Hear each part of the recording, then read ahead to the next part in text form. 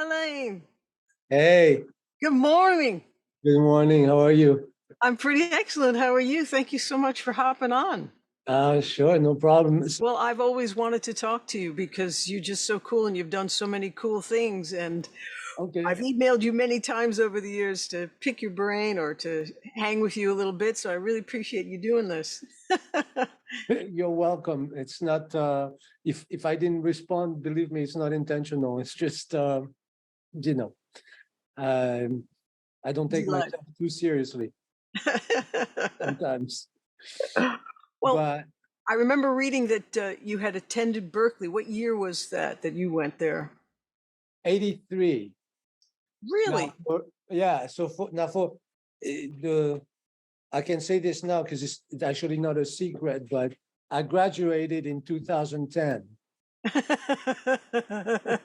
Because like a lot of my peers, well, first of all, I was um uh it was very expensive for my parents to pay for Berkeley, which by today's standards, of course, is ridiculous because I just I came know. back from France. I just sold my family home, and I found the bills from Berkeley, and I was doing a diploma. So at the time, it was like $1,600 a semester or something like that. Right?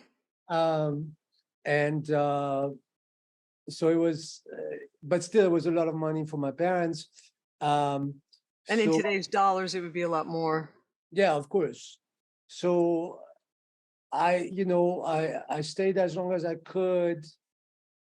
In 83. Yeah, I mean, I stayed a long time, but back then you could also, as a foreigner, you could take part-time very early. So I did that to lessen the bills, and then I left to go on the road. Um, and I had like something like 16 credits left. Hmm. And then I started teaching. When I moved back from New York, I started teaching in 2003 at Berkeley. And um, when my dad's health started declining, I realized that they had an empty folder at home. That was the folder from my graduation because I did walk, but I didn't finish. So there was no diploma in it. So I reached out to my chairs, with the chairs of my major, and they were like, "All right, let's see." And it turns out that I was actually teaching the classes that I hadn't taken, and then I had some piano proficiencies to finish. And I was also teaching the piano department, and thankfully Stephanie Tiernan, who was Stephanie Plishek. Tiernan, well, but Plishek at the time, but Yes. um, had stayed my teacher throughout the years. I kept coming back to take lessons with her even when I was living in New York. Oh, wow. So she gave me credit by exam, basically. Nice. So Fantastic. I did graduate in 2010. Yeah, That's me. fantastic. Good for you. Yes.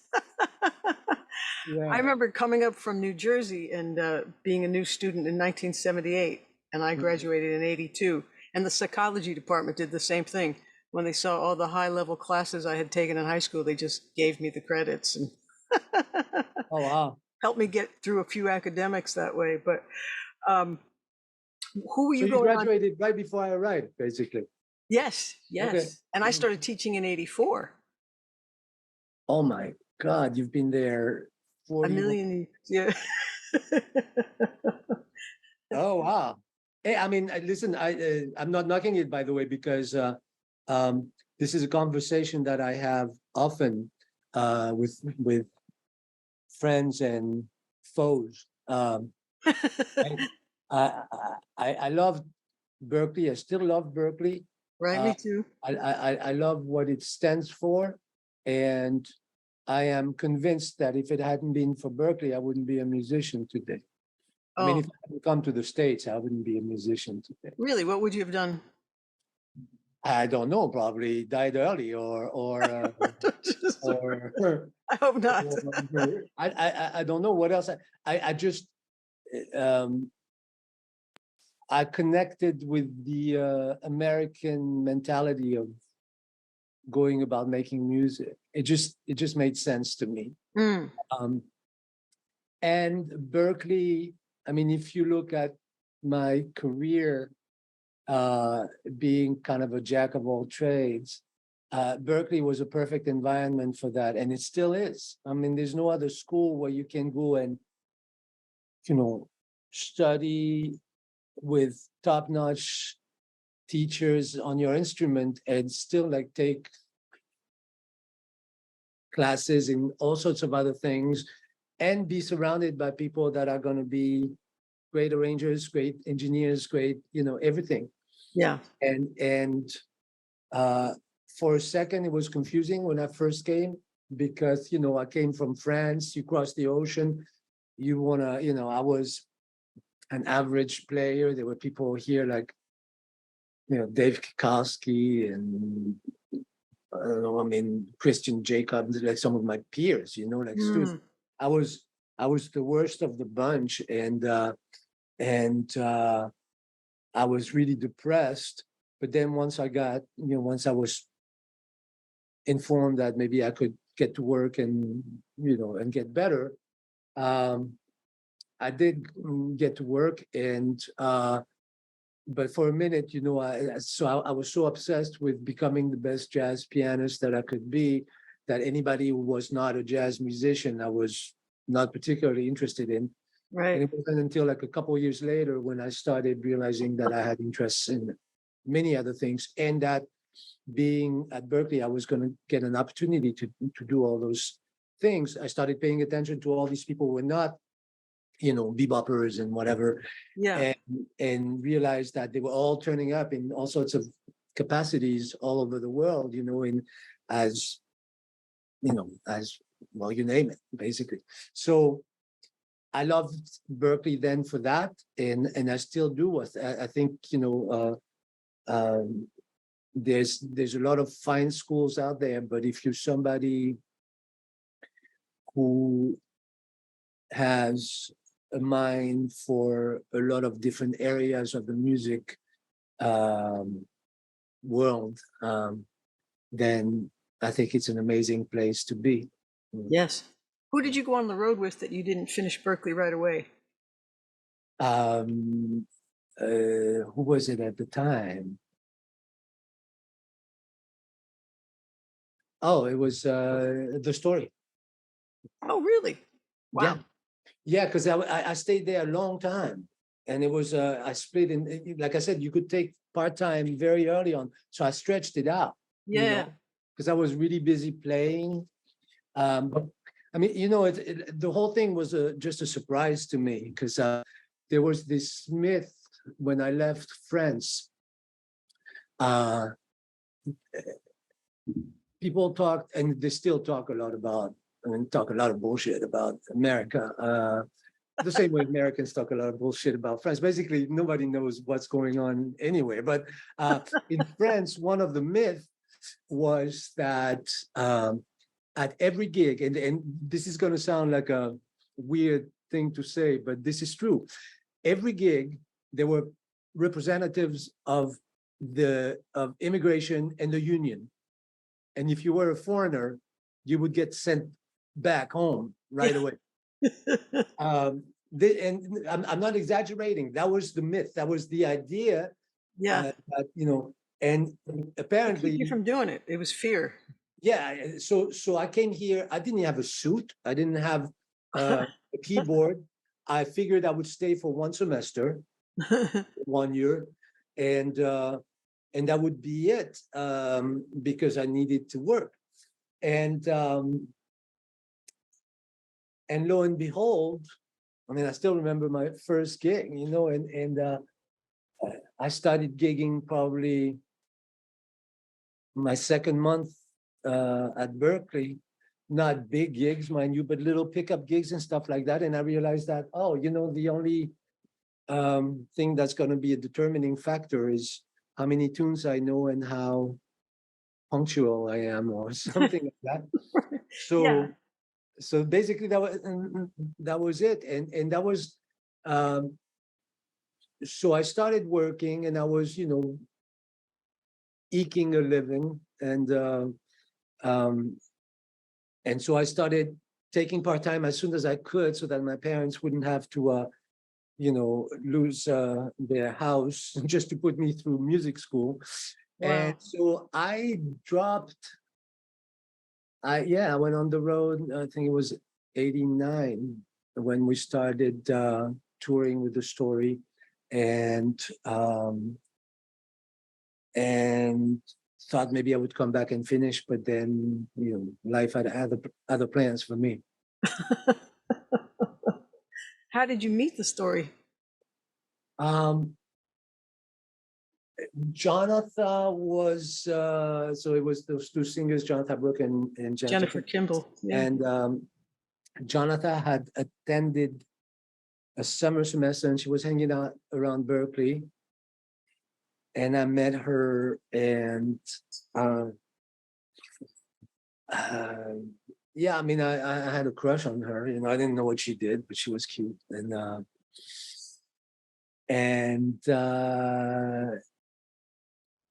we started dating, and she played me a live tape of the group, of the duo, and they like I said, I was a real jazz head, but there was this one tune. She put this E. Cummings, well, Yes. she or they, I don't know how much, I know I've Right. worked closely with Jonatha. I don't know how much, Jennifer was involved in the, in the whole process. She had some involvement, but that particular tune, I don't know. But the bottom line is, it was this E. Cummings poem called Love is More Thicker Than Forget. Right. And Jonatha was playing piano, and it is this totally wild harmony. And I thought, well, that is really dope. So I decided that, and then I realized that, well, then we got married in '88, I think, and Mhm. yeah, it was '88. And the request for these live tapes was just touring it. Nice. So I thought, we got to do a proper demo. So we went to the studio. I had no studio experience except like going in, playing jazz, and we did a little demo of just the two of them and the guitar, and then we demoed that song as well on the piano. And it was a long time ago, so I'm trying to recall, but I think the demo was called Over Oceans, and it found its way to a little label called Green Linnet. I remember that. Yeah. And they signed a little folk label out of Connecticut, I believe. And they signed the group, and we didn't want to do a folk record. So I had this friend, an amazing drummer and producer named Ben Whitman, who was playing with a lot of local bands, and he played me a demo of one of his songs. He actually had this friend of ours, Olga Roman, who's a singer from Spain. She's the chair of the Valencia program at Berklee in Spain, and he had done this song with her singing, and it sounded like Peter Gabriel meets, I don't know, it was so dope. And I said, Ben, come and check out the story. So he came to see a live gig, and he loved it. So we decided to do a demo. Nice. I just piggybacked, on his skills because he was like so, he had so much experience. He knew stuff that I had no idea what was going on. And so I remember how it went down. We didn't want to make a folk record, so we told Green Linnet that we had this idea for doing a record with the music that was a little more maybe involved production-wise. And I recall that we went in the studio with Ben, Mike Rivard, who's still here locally, a great bass player who Yep. has this band called Club Delft. That's his, his pride project and love project. And Kevin Barry, Yeah. so teaching at Berklee, played guitar. And I just recall that we went in the studio and we did this one song called Grace and Gravity. And that became the name of the record. But the problem was that we took every bit of money that we had at the time. I mean, we were broke. Yeah. We didn't have a car. It was $2,000. And we went in the studio and we recorded that one song with all the production values that we had, et cetera, et cetera. And again, remember at the time it was tape, locking, whatever we had, like, tape, 224 tracks. Yeah, no, not even that. Are you kidding? This was like a 16 and 16. it wasn't even 2-inch. It was like a 1-inch machine. I forget what the studio was. That's what this is, a 1-inch 16. But the so we did that one tune, and the label, they were used to doing folky kind of records, and I know it was a little bit of over their head, but they were like, well, yeah, that's interesting, but let's hear some other things. And we were flat broke, so that was a problem. So I remember we went back in the studio with just Ben and I, and we had done stuff on a 4-track. And cassette deck? Yeah, and we went to a studio. Do you remember that studio that's in the alley next to Haviland? Yeah. Where I forget where it was, and Scott Gilman was working there, and Andrew Murdoch was the engineer. Okay. It was a little hole in the wall. Yes. There were a bunch of rehearsal rooms and studios there. Yeah. And so we went back in there. And I remember like Ben recorded live cymbals. That was the only, besides the vocals, it was the only live stuff that was, and the acoustic guitar. And everything else was programmed. The keyboards were programmed. The drums were programmed. Right. And so we sent another like 3 or 4 tunes to the label.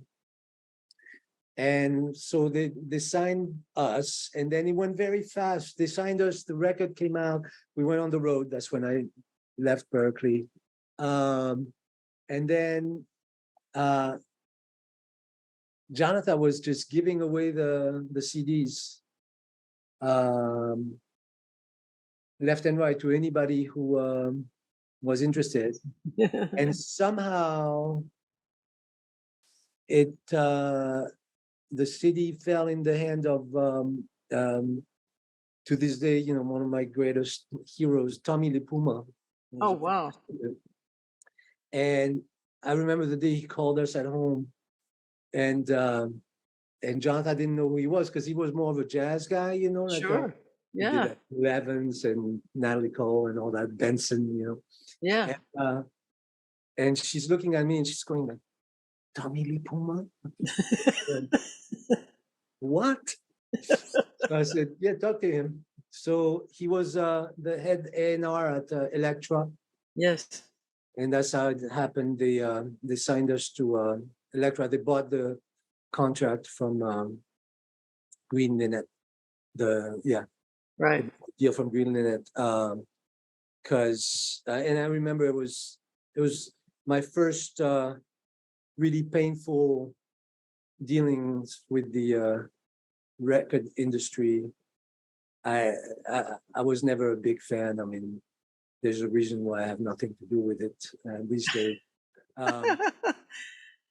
But I remember sitting down at the negotiation table when Green Linnet was basically trying to pretend that they were gonna, they needed to be paid a gazillion dollars because they were gonna, we were basically, Electra was taking away their cash cow. Oh my goodness. And that was ridiculous. I mean, they would never have been able to do anything with the group. No. So they would, but it happened, and then and that was it, and then the rest is whatever. That's fantastic, because I had the Green Linnet release and Grace and Gravity. And then, of course, I have so many of Jonatha's solo albums as well, and a couple of Jennifer's. But I loved the sound, I loved the arrangements, and I loved the merging of the styles. Like, I didn't realize till I heard Jeff Lynne say it on a BBC special that he loved pop rock because it was all the styles. So many people have said to me over the years, like, well, what style is your music? And I used to say pop rock or art rock, but they were looking for, I want to do jazz, I want to do a Latin beat, I want to do a specific thing, a rumba, I want to do whatever, swing, whatever to your song, and it doesn't fit. It's like, you've got to do something that fits the song. And harmonically, because I grew up listening to Chicago and the Beatles and Stevie Wonder and Carly Simon and folks that just had such a beautiful sense of all the chords. Anything goes, especially all the standards and the great guitar players that influenced me at the time. So your work really stood out to me because it was like you're juggling those two worlds, the world that helped Joni Mitchell become more mainstream, but understood the richness of her vocabulary and what she was doing harmonically, that she needed jazz players to interpret those chords, especially in alternate tunings that she played and wrote in. And then Jonatha was doing the same. There's much richer harmony going on. And so how did you then start arranging and producing from that, just being at those sessions and knowing what the song needed? Okay, so you need to know that now in retrospect, and I suppose it's probably the same for a lot of people, but the story has changed. well, no, I mean it's not in retrospect. First of all, the first record, Grace Gravity, was that was so much band. I remember the first time he decided to do more than 3 takes of vocals. I was like, I think I stormed out of the studio. I thought it was stupid. Now I can do 30 takes of vocals and remember the bits that I liked from each take, but I didn't have those kind of chops at the time. And I remember, Jennifer sang great, Jonatha sang great, that what the hell is wrong with what we just did? And he was just looking for something else. And he was the first guy that I saw really kind of dig in and look for. And we butted head on a lot of things too, like musically speaking. Sure. I was a keyboard player, so I wanted to put keyboards everywhere. And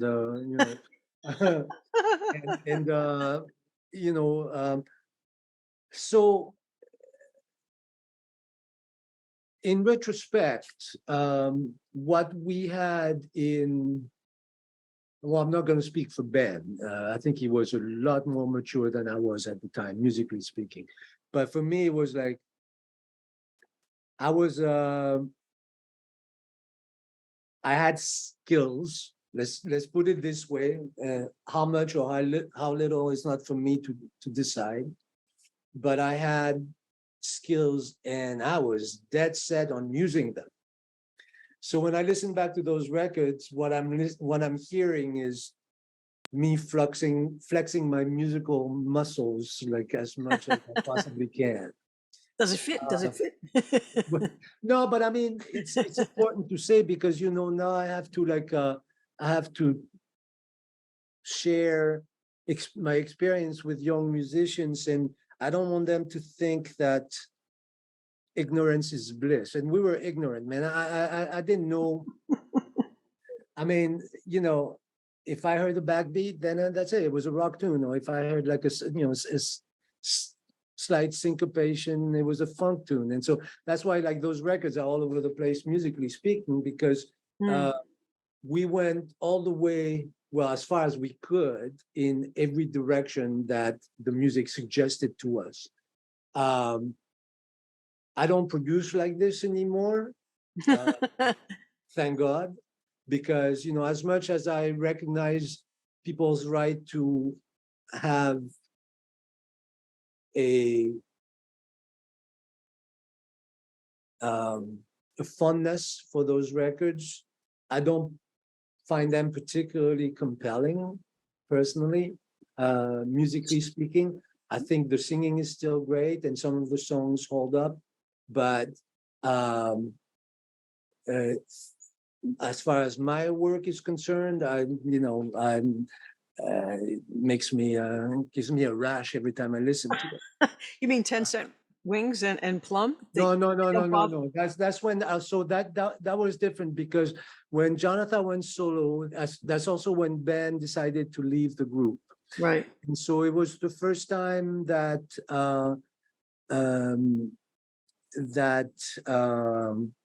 I found myself at the helm again, for better or worse. And we did this record, Plum, and I was starting to sense already that I needed to do things differently.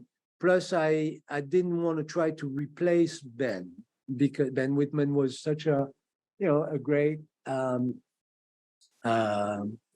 musician in his own right, and his touch is all over those first two records, the Grace Gravity and Angel in the House. So I knew that if I had any chance at making a successful record on my own, I shouldn't try to recreate whatever it was that we did together. Right. I made a very different record. There are so many funny stories surrounding this record, but Plum, that was the name of the record, Jonatha's first solo record. That was recorded live. We were all in one room. The guitar amps were upstairs on the gazebo.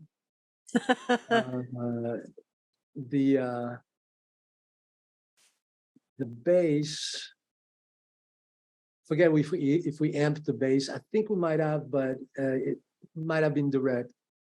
And then Abe Laboyel was playing drums, and there was an acoustic piano, and I had some keyboard parts, but mostly I was playing acoustic and some other instruments. I forget if I played those live or I was overdone. It's kind of fuzzy. But I remember I remember that Abe had an 18-inch hi-hat. Abe is a huge guy. Yeah. Just like he's tall and huge. He's a big guy, you know? And so his drums are like, they take up a lot of room, even though he doesn't have a lot of toms. Or, it's just like, he looks like he's in slow motion whenever he's playing drums. I mean, yes, if anybody's seen him with Paul McCartney, it's just like, it's ridiculous, So and I knew of him when he was at Berklee, when he was a student. I knew him when he was at Berklee. And when I called him actually to play drums with us, he was playing with Seal.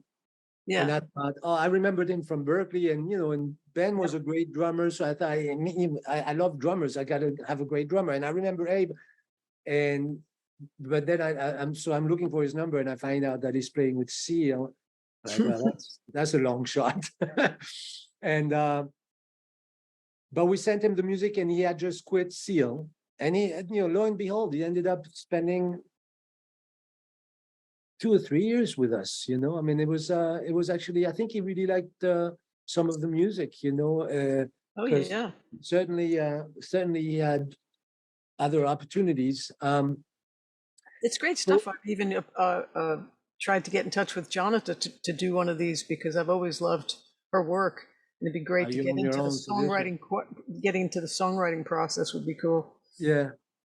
Um, yeah, so I mean, that's how Plum ended up being what it is, because it's a very live record. Hmm. Everything was kind of improvised on the fly, because Abe is also like a very, like the process was different. Ben and I used to work out all the arrangements in advance. So we walked into the studio everything was fully fleshed out. Hmm. Again, to a fault, because I used to be so paranoid about stuff not sounding like the demos that, I mean, Mm-hmm. Duke Levine, who plays on those records, and Mike, my God, how we stayed friends, I'm not even sure. It's I mean, hard. on the first record, I made them play note for note Yeah. the stuff that I had programmed. I was such an asshole. It's unbelievable. I have been that person. I was so paranoid. I thought basically, and people think it's arrogance. It's not that, it's fear. I was afraid of anything that I didn't understand or that I didn't know. I didn't realize what great musicians they were until I had a chance to work with them a little more. And so to me, they were just like people who were gonna do my little parts, and Yeah. But anyway, so fast forward. So we're doing this record, and it was funny because anything that had piano, I mean, basically there was hi-hat in every drum, but there was hi-hat in the piano mics. There was like, Oh, sure. and I remember that Elliot Shiner, who is a dear friend, and to this day, I mean, he's mixed my own records, etc., etc. He had mixed The Angel in the House, and so of course he was tapped for mixing Plum, and we were in the studio, and he would put up those tracks, and he'd be like, "What am I supposed to do with this? There's like drums in everything," and but he heard the demos and I mean the roughs, and the roughs sounded okay. And Ben Wish was the engineer who tracked it. Ben Wish did Mark Cohen and people like that, Yeah. And Ben was a great engineer and producer in his own right, but he had a particular vision for the sound. And so he's principally the reason why this record sounds the way it does. And so we kept sending, I remember we were downtown, and I would go uptown to in New York City to give Tommy the mixes, and he kept rejecting them. And after the third one, I remember Ben came to visit while we were mixing because he wanted to hang out with Elliot. And I walk in, and this is the third mix that Tommy is not happy with. Oh, And what but did he Elliot, like? what didn't he like? It would be as if somebody was, I mean, I'm a decent pianist. I can do a fair amount of things. But if you put me on a Dixieland gig, I don't know what to do. Those are the same chords, there's the same 12 notes. I just don't understand what's going on. I mean, I understand. I just don't have a sense of what I'm supposed to do. And I think Elliot, to his credit, one of the most graceful engineer that I know, kept struggling to make it sound like him. Because the raw material didn't make sense to him, but it made sense to Ben. So to Ben Witch. So when I came in after playing that mix for Tommy the second time, the third mix rather, I walk back into the studio, and Elliot is looking at me and goes, he hates it. I mean, I'm a pup, this isn't the third record that I'm involved with. They just gave me a shitload of money to make a record. I'm on my own. I'm responsible for all these great musicians, all this great music. And these engineers and trying to calm everybody's concerns. Right. And Elliot is a god. And Yes. how am I supposed to look at him and go, yeah, you're your mixes are shit. You know, that's, Jesus. it's not, because that wasn't the case even, but Tommy could like reject it. I would never have done that. To me, they were like perfect, So I he would love turns to to hear Ben. those in comparison to the album. I might have some dad somewhere actually. That's Yeah. interesting. I forget. But then he turns to Ben Wish, who was standing there, and Elliot goes, "Ben, you should mix this record." And Ben's like, "No, no, no, no, no, no, no." Yes. He's like, "No, you should mix this record because Tommy heard the roughs and he liked them." And he was right, because the first Angel in the House, when we sent the roughs, he hated the roughs because the tracking engineer did the roughs and he didn't like them. And so the fact that he liked the roughs was actually really telling. And So two different people. yeah, Tommy, exactly. Tommy liked the roughs, but That Ben Wish did for Plum. and someone So, else didn't. No, the Angel in the House was a different engineer Okay. who shall remain nameless because I don't want to embarrass him about this Ruff's story. He's a great engineer, but that's besides the point. And so Ben ended up mixing the record, and it's a very, to me, it was a great learning experience because I realized that you got to do what you know. Music or anything else, you got to talk about what you know. And Elliot, it's not like he didn't like the music, but he didn't know what to make of those sounds. But those sounds made sense to Ben because he tracked it with a particular aesthetic in mind, and that was it. So we remixed the record. I mean, we restarted with Ben Did it Wish. again. And it was, it's sold dozens of copies. Yes, it did. No, to me, when I was a kid, I felt like arranging and producing were pretty separate things, except that I loved that George Martin was such a great arranger, and I felt like that made him such a fantastic producer. Now the terms get broader and broader, and some of these producers are not only watching the budget, but they're doing the arrangements, they're playing half the instruments, maybe they're even co-writing. It's getting crazy as far as what is responsible for each label and what they actually do.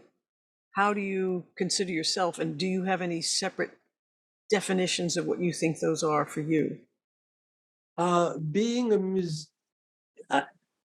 musician, I thought was an asset back then. You don't think it is now? No, not so much. No, really, I mean it.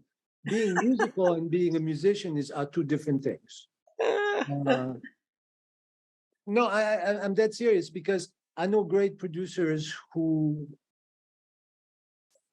can't tell a minor chord from a plate of pasta. I mean, there are very famous stories about people asking, horn players to, if they can't play it up the octave, playing it half an octave or something like that. Things that don't make a lot sense to the instrument. very Yeah. funny stories like that. And these Yeah. aren't necessarily bad producers. As a matter of fact, some of these guys are amazing producers. Well, like Rick Rubin, right? Ruben, Rick Rubin, you mean? Not a player, not a writer, but Is he not? I didn't know that. yeah, he just knows how things feel and what kind of Yeah. things he likes, and Yeah. he can bring out the best in people. Yeah, probably. I mean, in Nashville, a lot of these producers just open the door, make sure the musicians are there, and split. Because they're doing record copies, they're redoing the demos. The demos are really involved, Right. and made by great musicians, and then they get the top-notch musicians, and basically they leave it up to the engineer to capture, with the top musicians what was on the demos. So there's nothing for them to do, basically. Maybe they get involved with the vocals. So they're just watching the budget. Well, I don't want to speculate as to what it is that they do, because I've also learned to speak more from my own experience than trying to, understand what the other people do. I have some former students who are now starting to be successful as producers, and I have no idea what they're doing. I really don't. And they've tried to explain it to me. I don't know how they're monetizing their work. I have no idea. You mean with the beats and just making a groove? Yeah, I mean, to me, it was, like my generation is we get points on records, and you sell records, and if you go past your recording budget, then or marketing budget, then you start making Yes. getting percentage Once of you the re- records, and that's how once you you made, recoup, sure. that's how you made your money. But what I meant earlier is that being a musician had the unfortunate consequence of putting my musicianship ahead of actually the work that I was doing. Huh. And that's a mistake that I would not necessarily make again. But yet they're hiring you because of your musicianship. I think they're hiring me because I get results. Sure. And those they're not exactly sure how those results come about. Yeah. Hopefully, because let's face it, after I mean, first of all, whatever little reputation I got, whatever little, vibe I got because of some very specific records. Jonatha and Jennifer were part of a movement. The AAA movement was born with them, with Sean Colvin, with Yes. Patty Larkin, with what's her name? Leaving Las Vegas. Oh yeah, Sheryl Crow. Sheryl Crow, these people. AAA was, I don't know what it means now, actually. I don't know if it means to say, but at the time it meant. Adult alternative acoustic or something like that. Yeah, that's at the time it was adult acoustic alternative. That's Yeah, what yeah. it was. And Yeah. maybe it means the same thing. I was in that category too, and so was my friend Sarah Burrell. We were marketing Yeah. her record there. So it was an answer to all the other music that was available, and that was, and by the way, this might be of interest to some of your listeners. You'll notice that all the artists that I mentioned were women, and most young women who are doing their thing nowadays can't even imagine what it was like to be a woman in that business back then. I mean, we had to listen to guys tell us, we can't put you in the rotation because we're already playing a woman today. That's what I heard all the time. Yeah, we've already added a woman to the playlist. Yeah. Yeah, we already have a woman in the playlist. I mean, in my opinion, the one who changed everything was Alanis. She just wrote the rules for everybody, and she just made it possible single-handedly for all these women to, and I'm not saying that, like Bonnie Raitt before her and Tina were, I'm not saying that they weren't great women artists, but, Alanis just broke blew the the mold. freaking ceiling right up, it was incredible. All of a sudden. How? Do you remember? More than, was that? If you're giving her credit for that, what would you say was the thing that did that for her? How did she do that? She was amazing. She was amazing, and I mean, Jagged Little Pill was just, yeah, it was edgy but pop and rocking at the same time. It had everything that was necessary to to basically open the doors for a lot of other women. And again, I mean, by then Cheryl was already popular, and there were other artists that were popular, but they were still dealing with the same shit, And then here comes Alanis, and then she's spending, months and months at the top with several singles, singles up the wazoo. And then all of a sudden, like, radio stations are like, "Oh, we can make money with chicks. Yeah, sure. Let's put them on the wall." No, I mean, listen, I'm using this type of vocabulary, purposefully, because that's what you were told. Sure. That's literally what they said. What we would be told. So I think that But getting back to you as an arranger and a producer. Yeah. So I digress. So as an arranger, what it means is that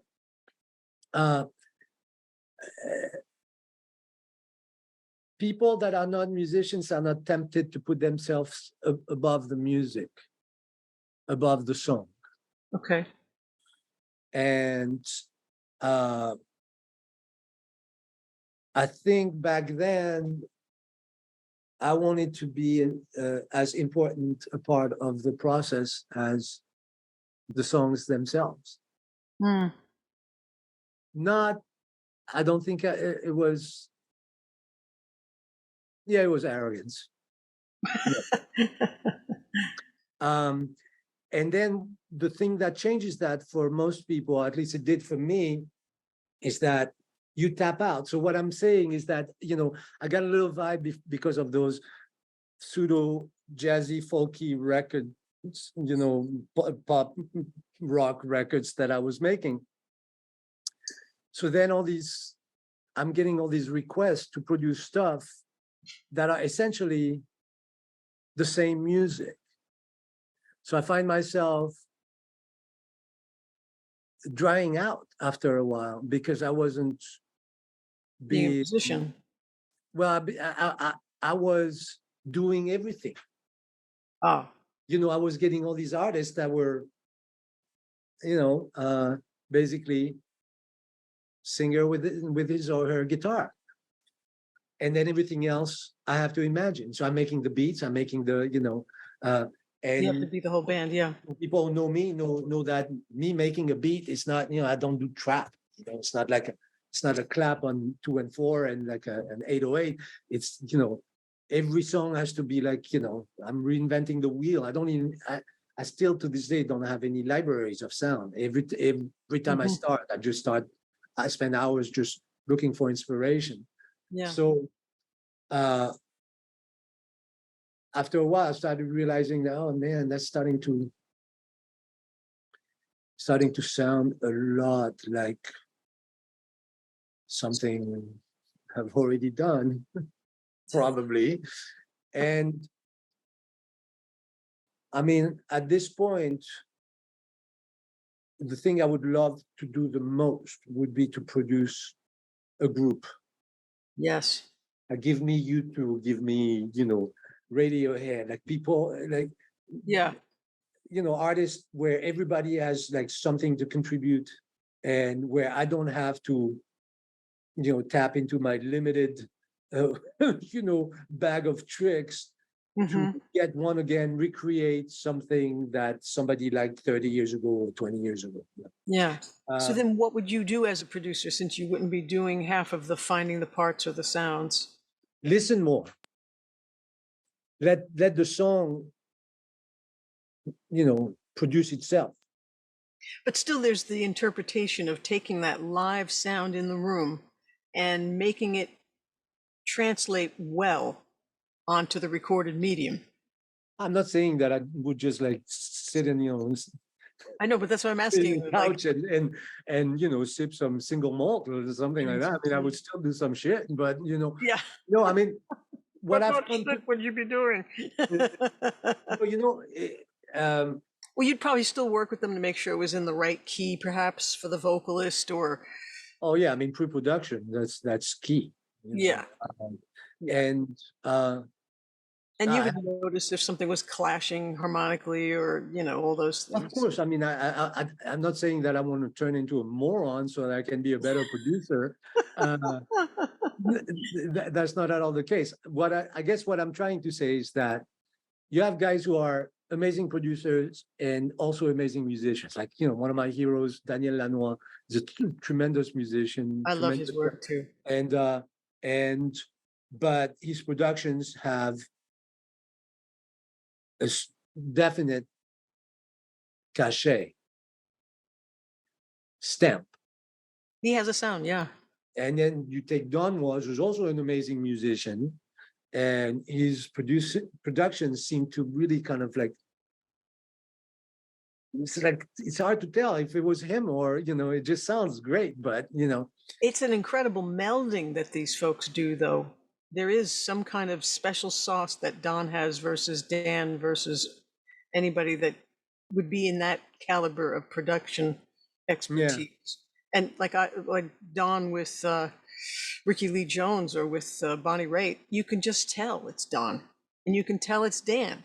but not in the same way, because you can recognize, I can't recognize Don Was parts. It seems like he really lets people speak, whereas like Daniel always seems to have not just a sound, not just an aesthetic, but like musical parts that seem to belong to Daniel Lanois. And so I would not, to me, they're just equally great, just not in the same way necessarily, but Yes. they're both musicians. Yes. You have guys, other great musicians that are great producers. Blanking on his name now. Used to be married to Joni Mitchell. Produced. Oh, Kevin Kline. Yeah, Not Kevin Kline. no, Larry Klein. Larry Klein. Thank you, Larry. Amazing, amazing producer, amazing musician. Yes. But I've also hung out with people that are just like I said, they wouldn't be able to tell you if you're playing a dominant chord on a major 7 chart, they don't know. Yeah. Sometimes they leave it there, and that makes it super cool because the song still speaks. Yeah. That's like the Beatles song Michelle, when they're playing a minor 7 and a dominant 7 sharp 9 at the same time. And it's like, what's going on there? Well, I didn't even notice that. I'd have to go back and listen to this. Right before my bell. Yeah, but I mean, so yeah, now, and so this is what's interesting, actually. Like a few years back, I produced a record for a young woman who is local here. She moved to LA now, and I was determined to, even though she was folky with her guitar, and she wasn't particularly musically, technically educated, and she had a lot of talent, and but I was determined to let other people do their thing a little more, except when there was really no clear direction for the song. And I end up mixing that. It was a very small budget, not ridiculous, but small.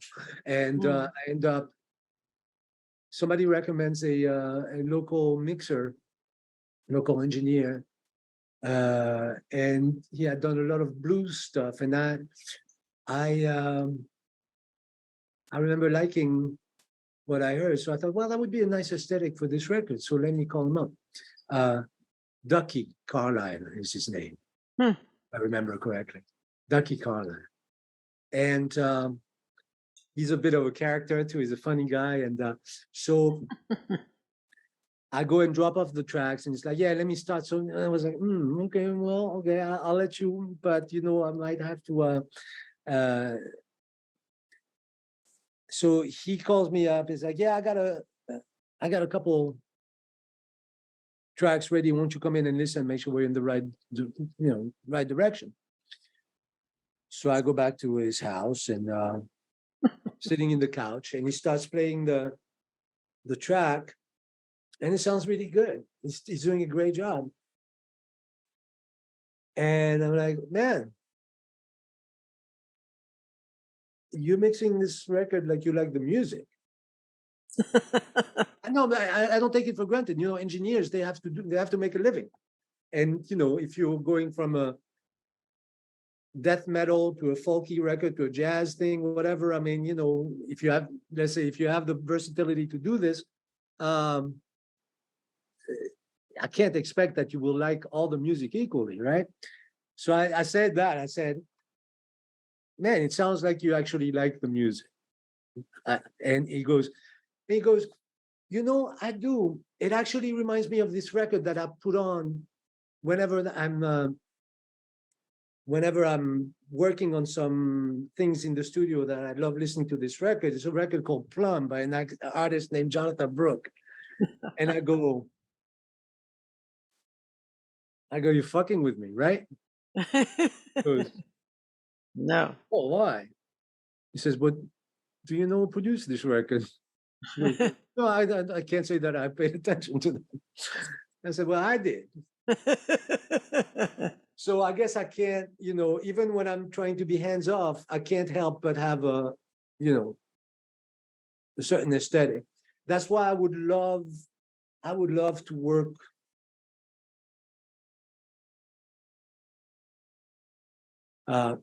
like the last couple of years. I did something that was very interesting. I have this friend named Andy Snitzer, who's a great sax player. We were in Paul Simon's band together, and he does these. He has a bit of a vibe with the smooth jazz people. You know, he gets on those charts, etc. So he's a great player. You know, he's one of the top studio guys in New York, and so he used to send me these records where I would just take a few Rhodes solos and stuff, and little by little, he started just asking me to do more. So I would send a bunch of stuff, and usually would just take out 90% of it and just keep like a little there or like there, you know. I've been But the known to last do two that too. records, basically, he started just loving the stuff that I was sending him. I don't think this is because what I was sending was better. It's just that I think he was probably more open because he was tired of his own stuff. Like we all get tired of our own stuff after a while. And I love that relationship. I mean, some of the tunes literally, so now I'm credited as co-producer, you know, on the records. And some of those tunes, I literally have taken what he sent me and just erased everything and redid, you know, and half of the time, or maybe 80% of the time when I do this, he just throws it out and just keeps my Rhodes part or my synth part or like, but then sometimes he loves it even better than his version. And I love that relationship because it's not, I don't have a vested interest in it. It's just what I do. You're trying a bunch of things and whatever. I'm telling, well, when you play this, it makes me think of this. Mm. And sometimes he likes his version better, but either way, I don't get offended because I'm not trying, you know. And so we've done 2 records like that. The new one just came out. And it's also like, you know, I'm not involved in this world at all. At all. In his world, did you say? In the smooth jazz world. Oh, the smooth jazz I world. did one record for Verve a while back for Gabriela Anders, a singer from Argentina, but that was as smooth as I possibly could get. That was it. Everything else, you know, has been like yeah, I love when people have a vision. When I'm supposed to provide a vision for their record, I mean, at this point, I don't even do it anymore. Yeah. I'm tapped out. I don't have. Well, in a sense, what's that? in a sense, it's too much work, you know. and it's not original work. Yeah. You know, it's not good work because Yeah. I'm not challenged to make it different. Yeah. So it, you know, I am basically, if I do it, then I'm basking in my own mediocrity, you know, constantly, because Yeah. you know, repeating yourself. I mean, unless you're doing basic stuff, you know, like Right. one person with her or his voice and a guitar, that's timeless, you know. But the second you try to, like, you know, and I've run into this so much with young artists, you know, people who wanted me to do with their music what I did with records that they loved. And sometimes you have to have tough conversations. Mm-hmm. I mean, you said it yourself, you know, there was, by the way, my involvement with the Stories music, you know, you could also say that it was a mixed blessing. I mean, you know, clearly after we split up, you know, Jonatha tried to do things a little poppier and less jazzy, et cetera, et cetera. And I hope it worked out for her. I'm not sure what it meant from a commercial perspective, but my involvement might have been a mixed blessing, because you know, when she puts all these tensions on these chords, I'm going like, yeah, baby, yeah, let's go. You know, as opposed to, you know, what any other producer would say, which would be, can we take some of those out? Maybe like, can we Yeah. do a triad every once in a while on, you know? I had Uh, done some pre-production stuff with Mark Hurd. He had produced a few songs for me back in 1987, and even a major seven. He said, "Do you mind if you just play a major chord there?" I was like, "What's going on?" You know, it's like if you take off too many of the spices, you're starting to chip away at what's making that artist. You know, and so some of the things you're describing sound to me as everybody experimenting with flavors. And it's not to say this one was too spicy and this one wasn't spicy enough, or this one went too far, or this one didn't. I mean, when it starts going into commerce land, I could see where people will say this sold because of this or didn't sell because of that. And that's just a theory. But as far as the artist and the producer working on different colors and things, why not? And why not look back and talk about, or even look at all of it as if it was good, because there were aspects of it that were good.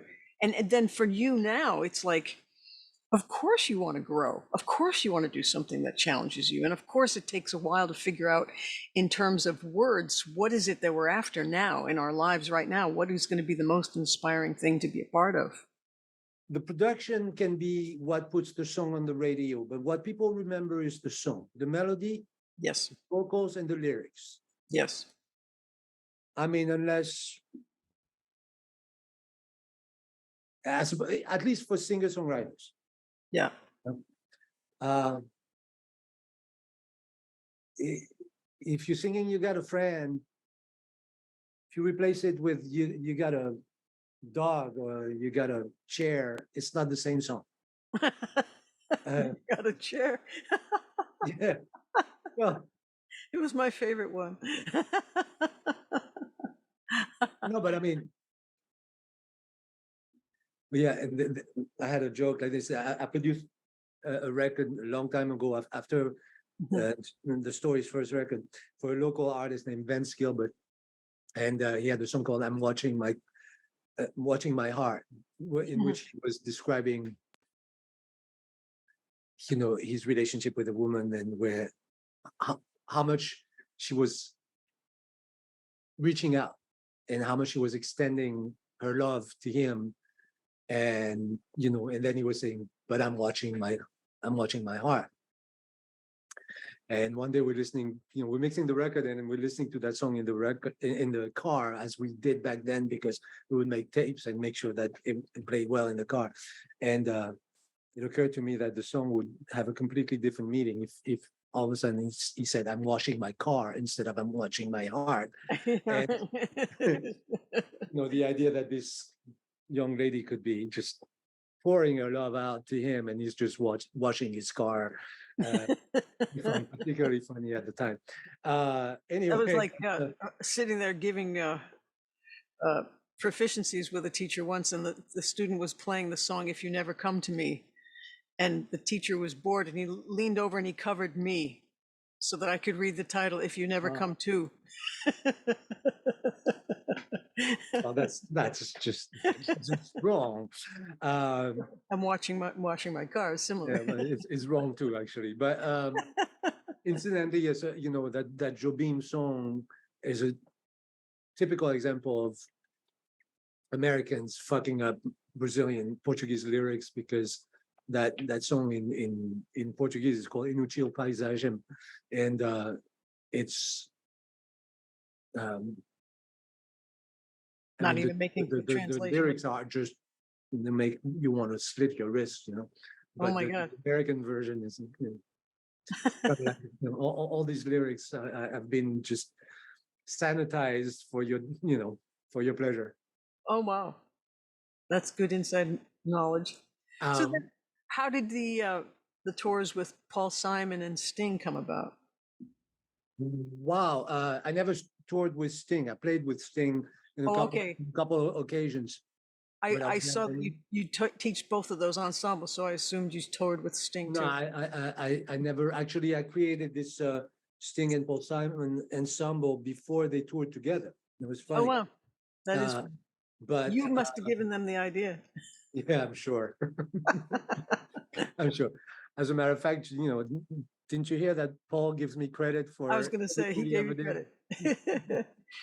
How No, did you have to audition for him? that's a funny story, actually.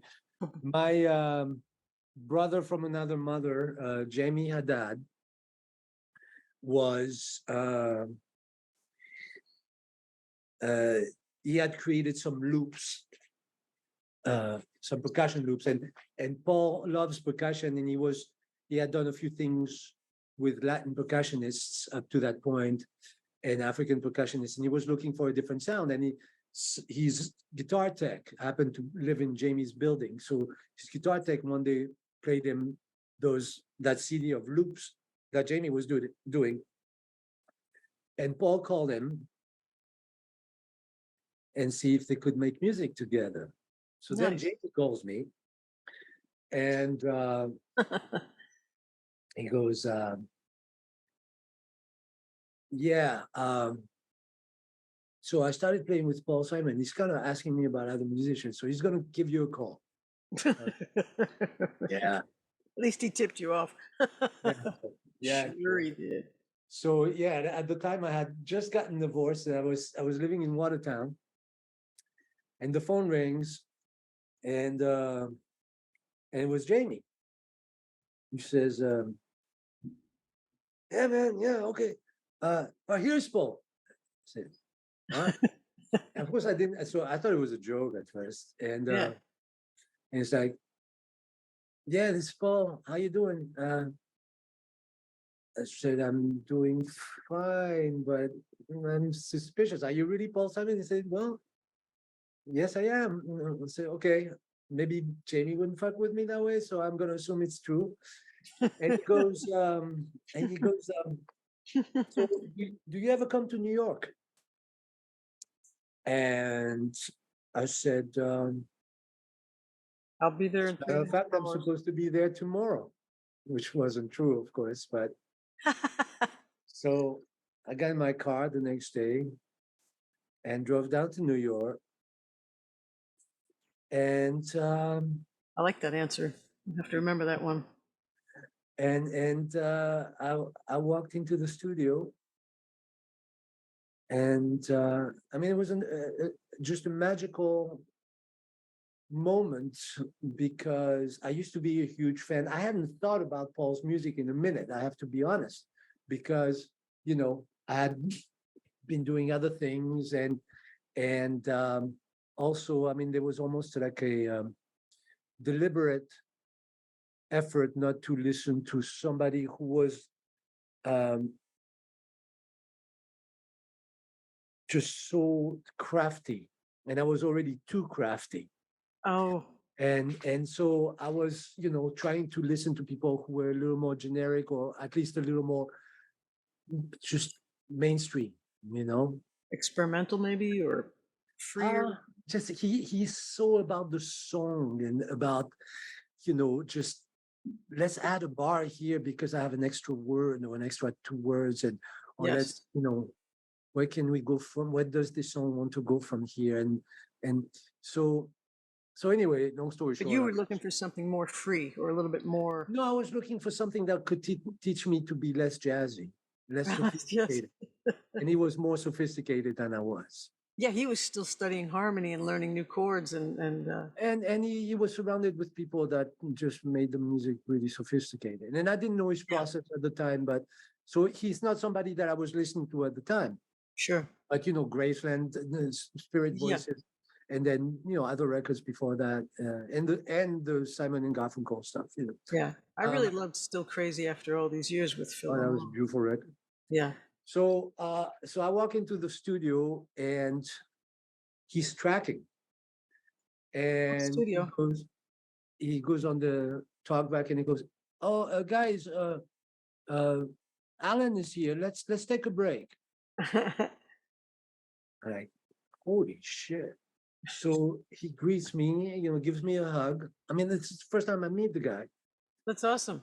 and he goes, "Yeah, we're starting to work on some songs. Do you want to hear some of them?" Like, what the fuck am I gonna say? No, I got lunch in an hour. Yeah. So yeah, I said that. Well, of course, I'd like to hear. And so Jamie walks into the studio, and they were tracking drums and percussion, and it was Jamie Hadad, and this other percussionist from France whom I didn't know, and Steve Gadd playing drums. And to this day, I still remember that Jamie walks in, gives me a big hug. I said, "Man, I'm so glad you can make it." And then he introduces me to Steve Shahan, the other percussionist. And Steve happened to know some work I had done and was a fan. So, man, like he says a few things in French to me. And then, in walks Steve Gadd, and Paul goes, and of course, Steve Gadd, right? Now, let's put it in perspective. In my mid to late teens, Steve Gadd was on half of the records that I listened to. Sure.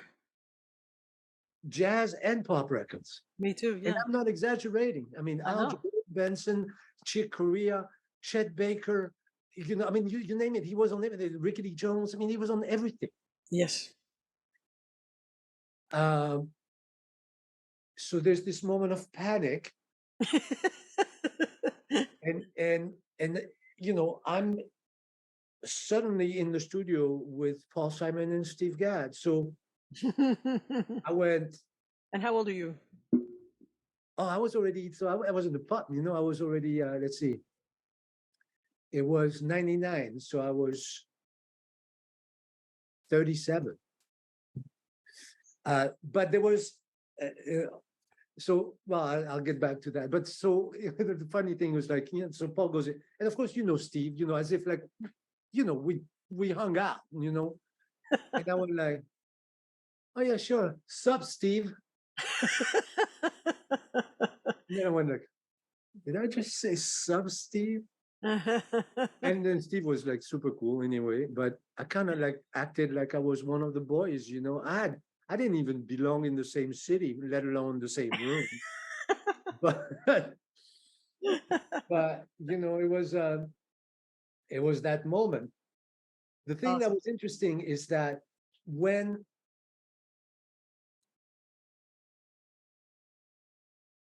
Jonatha and I split up, we were supposed to move to LA. She did, I didn't.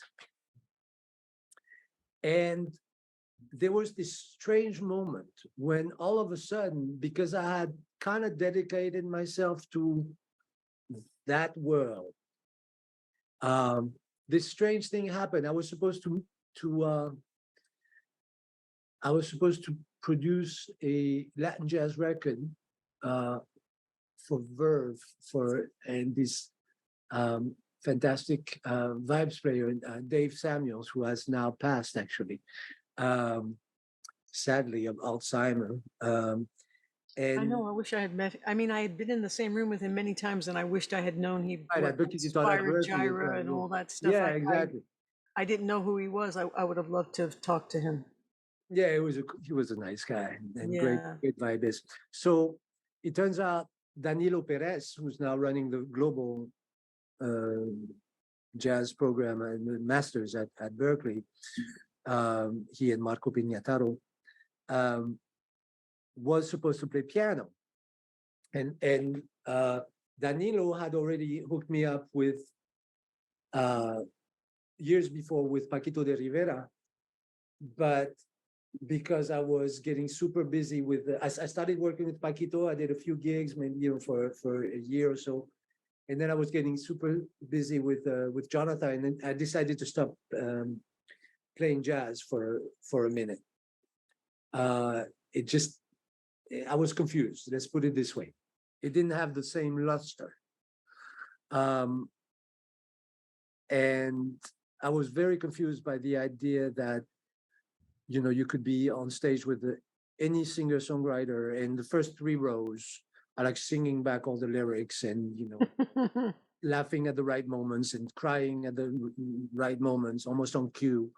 And then you go and play a jazz gig and you're playing your ass off and you've dedicated your life to, to understanding and promoting this music, and you look in the audience and it's just like 3 dudes looking completely lost.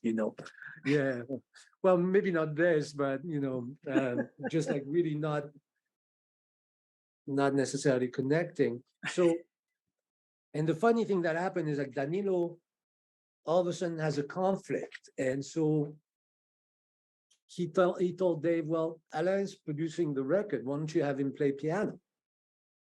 And I don't know that Dave actually knew me as a pianist. Right. So, but he had heard that I had some chops, some production chops, and that's why he hired me. So we got together and we played through some of the music, and it went well. This strange event that was an immediate shift in my career, and probably for, I don't want to say that it was for good, but it was necessary. And so I kept producing some records. At the time I was doing stuff in Nashville, et cetera, et cetera. But I was also, as I mentioned at the beginning of our little chat, that I was starting to realize that the music industry and I didn't necessarily get along.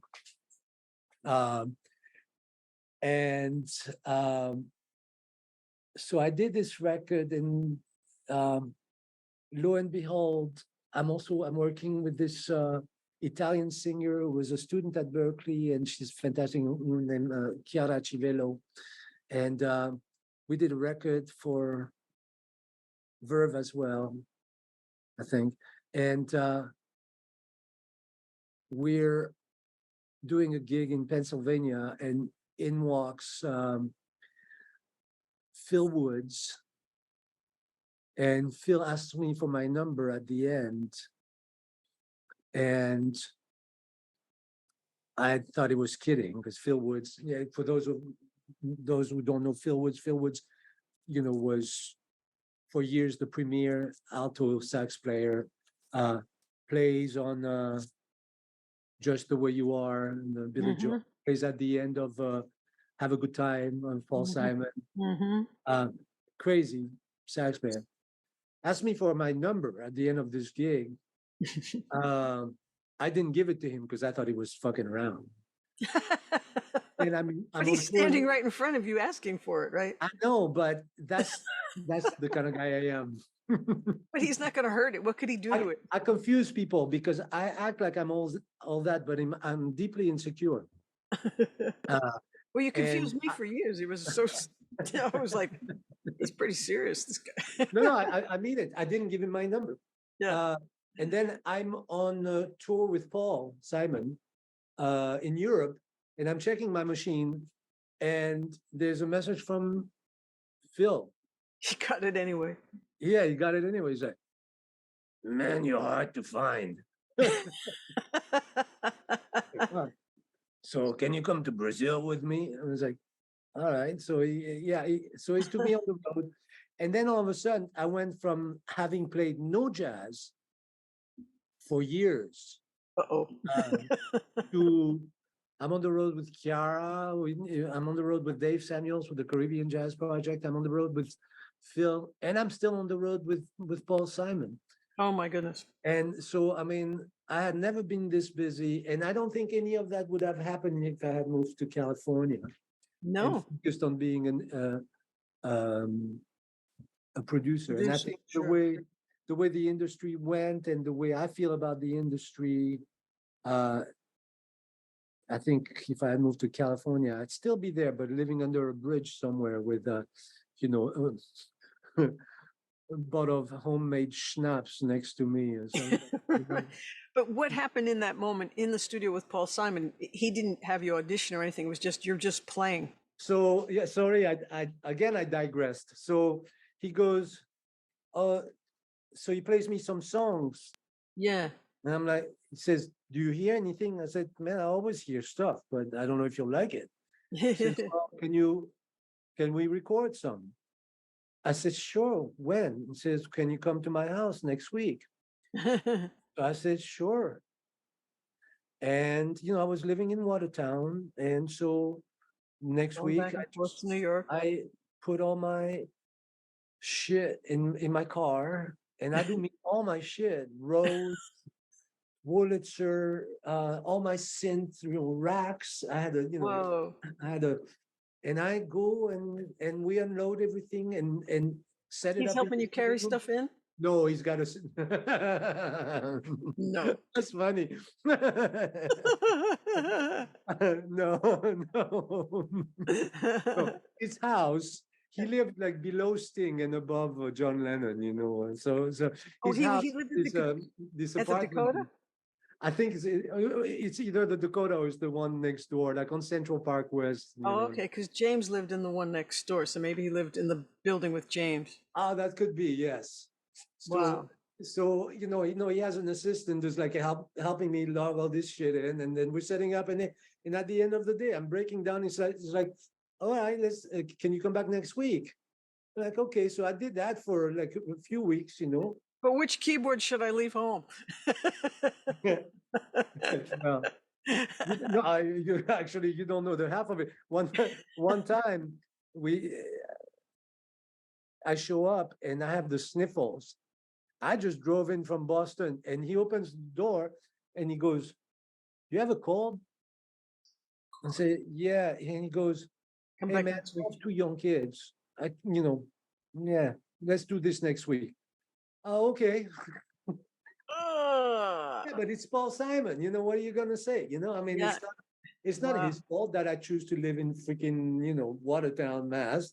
Right. So after like 3 or 4 sessions, he goes, "What are you doing this summer?" And I go, "Well, I could probably move a few things around. What do you have in mind?" He goes, "You want to go on the road?" And that was the first time when I actually said, "Okay, Paul, listen, you don't know me and I don't know you. And so far you heard me fuck around with some ideas on your new record. You're probably going to end up keeping like 20% of that, maybe not. And you haven't heard me play. So I want to audition." Oh, wow. And he goes, "Okay." And he grabs a piece of paper and goes, says, "Learn this, come back next week." I said, "Okay." He wrote it down out of his head. Yeah, he wrote it down on a yellow pad. And so, like all the Did he classic. write down titles or did he write Yeah, down yeah, chords? titles. Oh, okay. Titles. Thought it was chords with slash no, just titles. measures. No. So, and I remember that's how I went. He was getting busy with something, and the next week, so I always called ahead to make sure that we were still cool. He's like, you know what, something came up. Let's do it next week. And then Oh, the next week, I think he was sick, okay. and he goes. I said, okay, all right. So then next week, and he goes, man, you don't need to audition. And I went, okay. I just needed to know that he was willing to have me audition.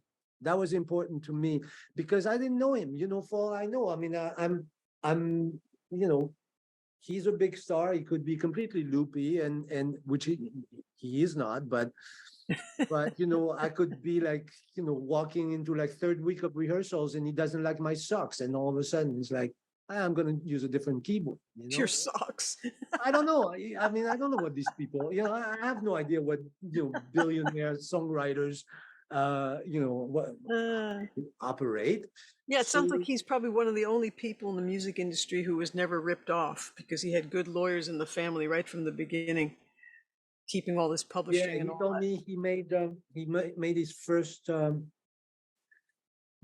made it, well, I have a NDA, so I can't say some of the things that he Right. did tell me, Yeah. but, But I remember even reading, he said he made more money from one album than his father ever made in a year, like in or 1 month probably or in his something like life, that. Yeah, in his life, probably. for some of those albums. Which new songs were you working on of his at that There beginning? was a record called You're the One. Oh, right. And it's an obscure record, but it's got some, some Nice songs on it. yeah, nice songs on it. And then I did a live DVD with him live in Paris. Oh, cool. Um, and yeah, but that's how it went. And um That's yeah, awesome. then they sent me a contract and and I said, and we started rehearsing. And then I did, played with him for 5 years. That's so cool. I Yeah, it was was nearly on the road with Pat Metheny. This okay. audition came through the guitar department. They put a page on the Larry Bayon's door, and it was like, play along with one of these songs, play something by yourself, play something with a metronome, send it to the Ted Curlin agency. And I picked one of Pat's songs, and he loved the way I got my guitar, my acoustic to sound exactly like his, Oh, play as many of the rhythms he was actually doing to his song It's For You, and then moved around the mic so that the sound was exactly right and blended it right into his record. And he just loved that. I said, I'm happy to play any voicings you want, any way mhm. you want, and I got to go to the Orpheum and be in the 6th row and the 3rd row 2 nights in a row for the Secret Story tour that I was supposed to be on, and Mm. met Gil Goldstein and all these people. And they were all so friendly and so wonderful. It was really exciting. Yeah. But it turned out that he wanted to then go to Europe, and he took the guy who was already on the tour. No, he didn't even take that guy. He got Paul Wertigo's wife to just stand there and pretend she was playing because most of the folks I weren't. know on that tour, there were a lot of people were not in the house. No, they were playing, but they weren't going through the speakers in the No, they house. weren't in the house. I know Yeah, even that guitar player you're talking about. I know who he is, and he was yeah, in. yeah, and he didn't know that for the longest time. But we were sitting in the Yeah, auditorium, and I was with a friend, and she said, "God, this sounds amazing." I said, "No, it sounds exactly like the record." I said, it was "They're the record. playing the record in this room," because I lived with that album for a year. I knew that album intimately because I had to learn all the parts, Mm. and I thought the only person who's playing live is Pat because he fell off the guitar fret, Mm. the fretboard. I heard him just Mm. go, "Thunk," and I went, "Oh, he's playing live." I couldn't even hear live cymbals from the stage. I said, "We're sitting so close that we should be hearing direct sound, and I'm not hearing any direct sound." So Mm. that Yeah, really yeah, boggled my mind. But from the standpoint of it was beautifully arranged and it was the LSO, I could see not wanting to mess with that. It was like you could easily make a musical decision to say, this is a beautiful record. Let's keep the beauty in those performances intact, you know? Yeah, I'm not even going to speculate as to like the reasoning that goes. Yeah. I mean, when I think that. Unfortunately, more of the musicians had told me they had wished they were playing. Oh yeah, I'm sure they all did, but I think that because it's Pat, and and you heard him live, completely raw, and just playing with a quartet or with a trio, because he can't do that. You just shut the fuck up if he decides to play along with the record. You got to imagine that he's got A good reason. reasons for wanting to do that. Exactly. And Yeah, all of his players play so well anyway, so you don't question it really. You don't think yeah, anything of it necessarily. But how did you indeed. know about that? Because you went and saw the show? No, no, no. Well, I was like I said, I mean, when you're part of when you're a certain part of the industry, you Word gets around. you connect with people. I happen to know the guy who was mixing Oh, okay. show, so Yes. there was that's how it came out, and because the I don't guy think he's ever done it again. plus, I mean, I used. Do you remember what was what's it called, Backstage, that joint in Cambridge? Oh yeah, yeah. I used to go and hear Oh, Night Stage? Night Stage. Yeah, Night Yeah, Stage. yeah. Night Stage. That's right. And I used to go and hear Pat's group there with when it was the quintet Oh, with cool. Lyle and Wow. Paul and my God, I mean, they had no problem sounding like 20 people on that stage. Plus, Lyle had he brought in his own piano. He had this MIDI piano. Uh, it was just ridiculous, that band. Hmm.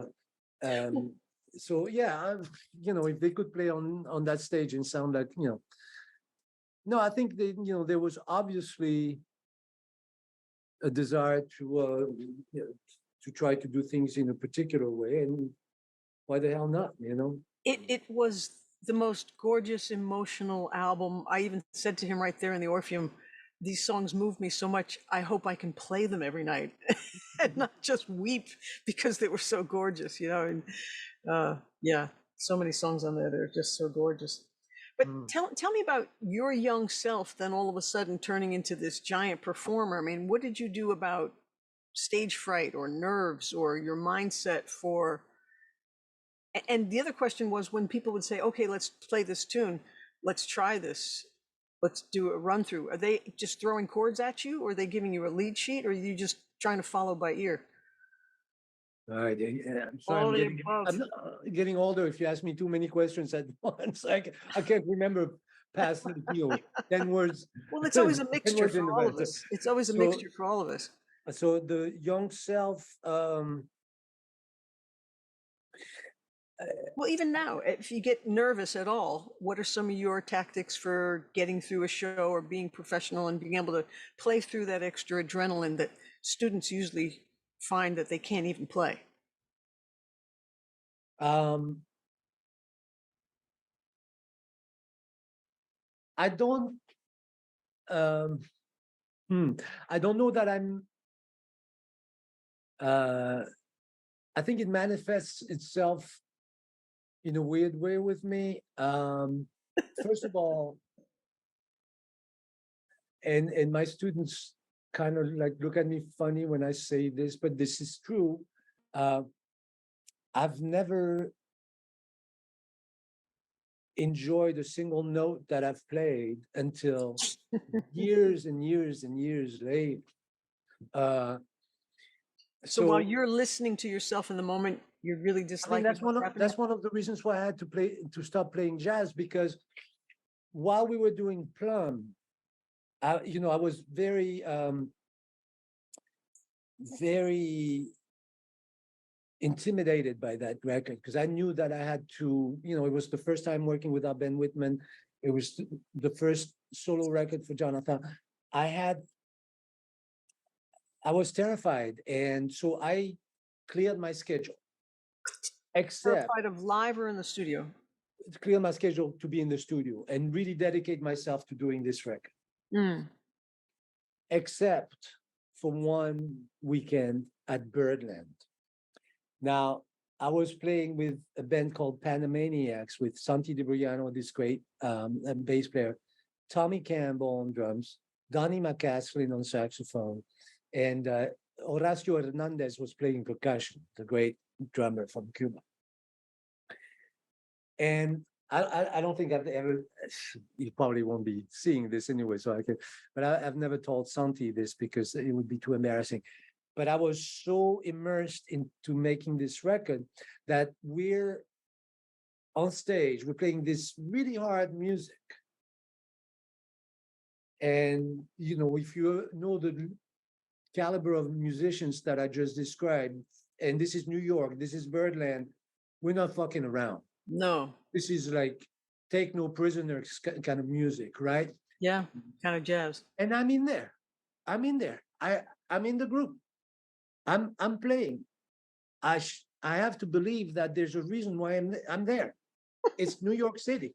They have, you know, all evidence would prove that I belong there because it's not like they have a shortage of piano players that they can call. And yet, the only thing that I can think about, and I'm being literal now, as I'm playing this music, the only thing that I can think about is this means nothing to me. I had, and those words, I actually, those words were formulating themselves in my head. This means nothing to me. Was that to keep yourself calm? No, it was just that I could not connect to the music at all. Oh, you literally were detached from the music. I couldn't understand what I was doing there. I felt no emotional connection to the music. Music that I had been working on for the last 20 years of my life. So that's when I stopped playing. That's when I stopped playing jazz. And that's when I focused on, you know, solely on being on the road with Jonatha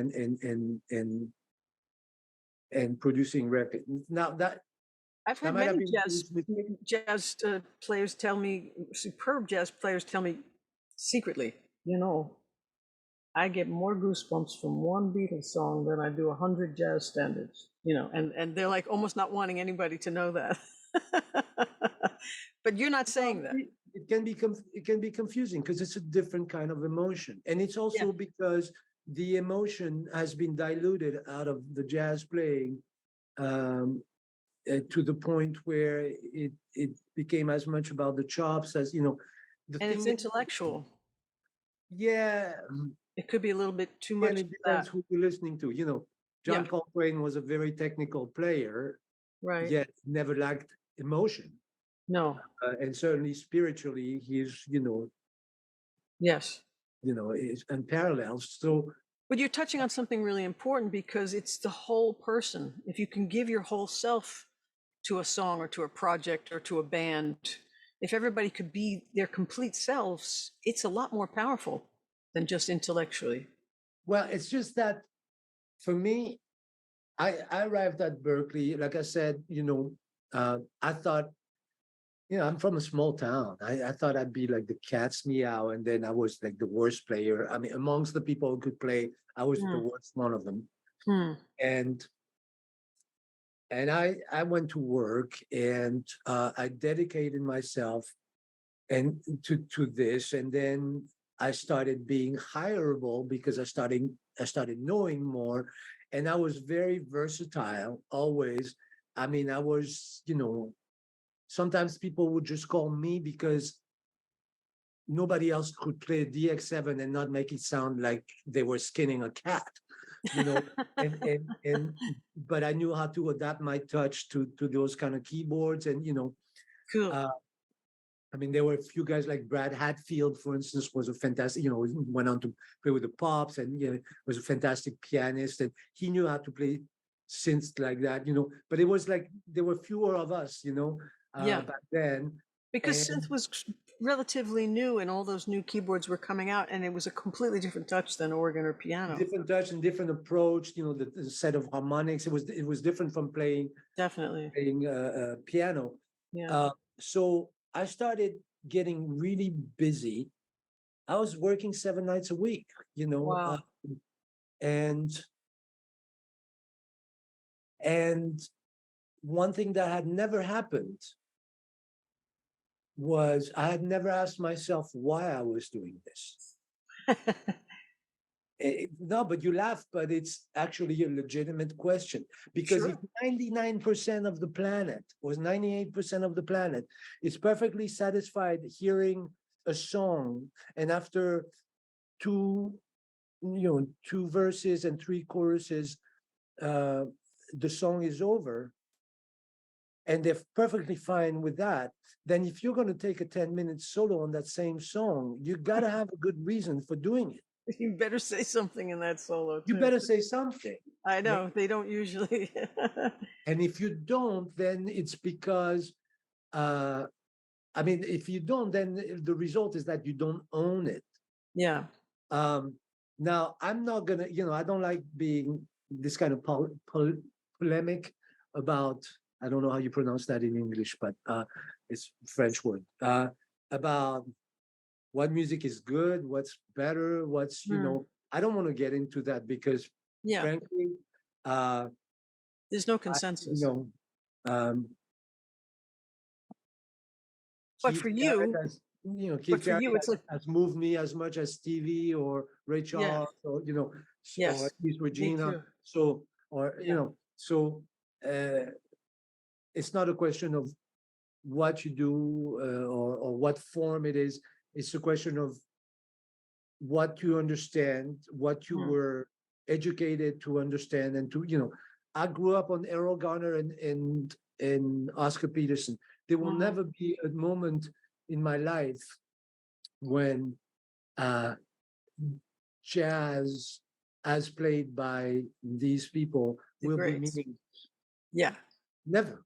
never. Now, whether what I do with jazz is meaningful or not, that's not for me to say. But uh, it, I will never be down on jazz. Now, are there forms of jazz that are boring because you can't? Basically, music that's interesting, Mhm. that's the kiss of death. But at the same time, Kiss of death for who? The artist? for the music itself, music is like food. You don't want it to be interesting or to be thought provoking. It can be, but it doesn't last. Yeah. You want it to be good. You want it to touch your soul. You want it to Mm. assuage your hunger for something deep and meaningful. Mm. Uh, and very often, um, when you don't ask yourself why you're doing it, you're at risk of doing it for the wrong reasons. Well, it changes, doesn't it? I mean, sometimes it's a good paycheck, and sometimes it's you like the songs or you like the people you're with, then the people change, or the money changes, or the songs change, and then you realize, wait a minute, I should have left with the bass player, that kind of thing. And sometimes you just don't realize that soon enough, and then you think you've been doing it wrong the whole time, but you haven't.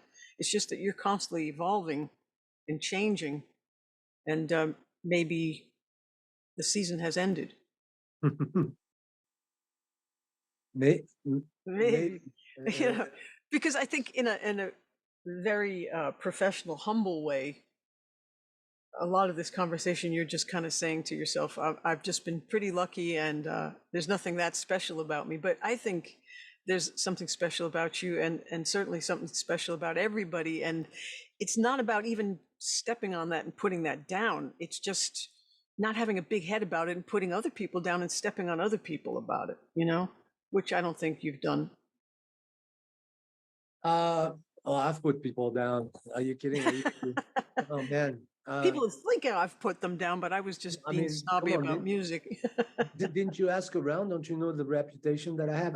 I've been trying to live it down for the last 30 years, but You have a bad reputation, you say? let's say that I've been a little too French for most Americans most of my life. Now, if that'll make people feel any better, I'm definitely way too American for the French people now when I go back. So I'm basically a nomad. I have like I Yeah. have no patria, no homeland. But no, I think that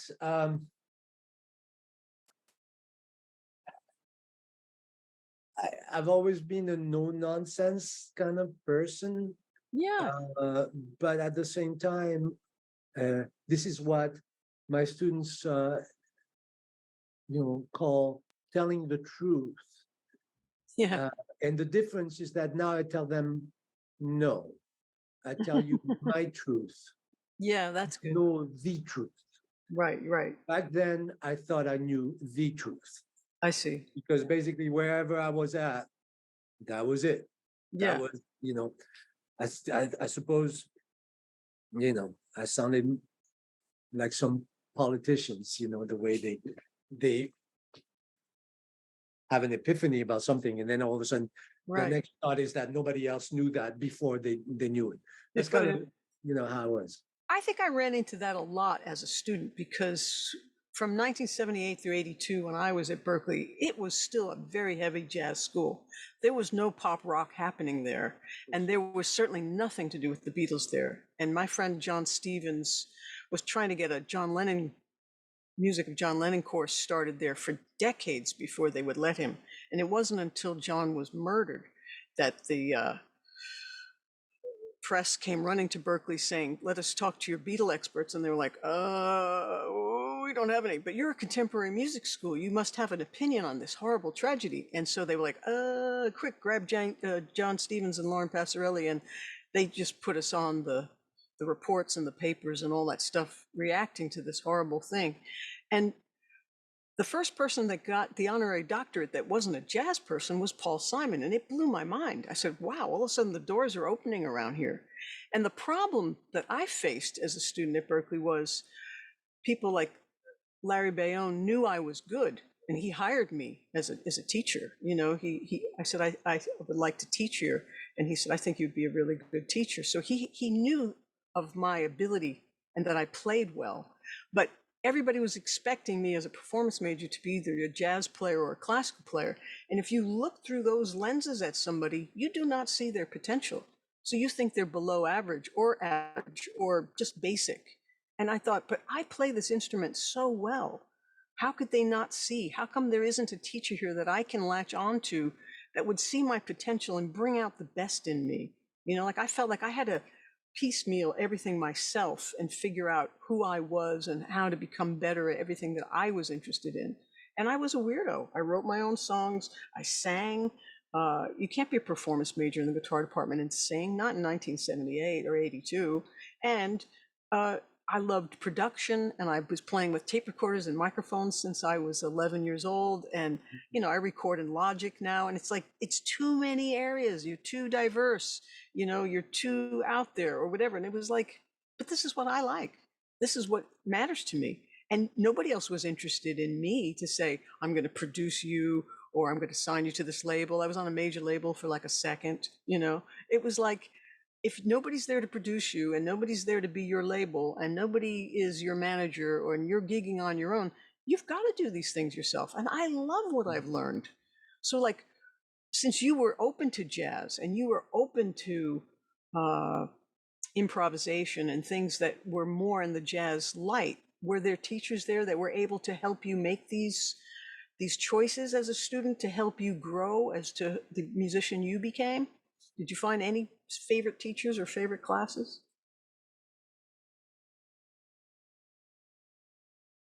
No, that wasn't my experience at Berklee. I mean, I had great teachers, Ken Cervenka, John Pierce, Stephanie Chernin, I mean, I forget, I had many teachers and they were great. But uh, I'm going to try to address what you just said, because um, if I was versatile, it was because I loved all these different types of music. Mm, I mean, my first band was a punk band. We played, nice. like new wave punk, but still punk, um, fuck the power kind of attitude, and Nice. but in French.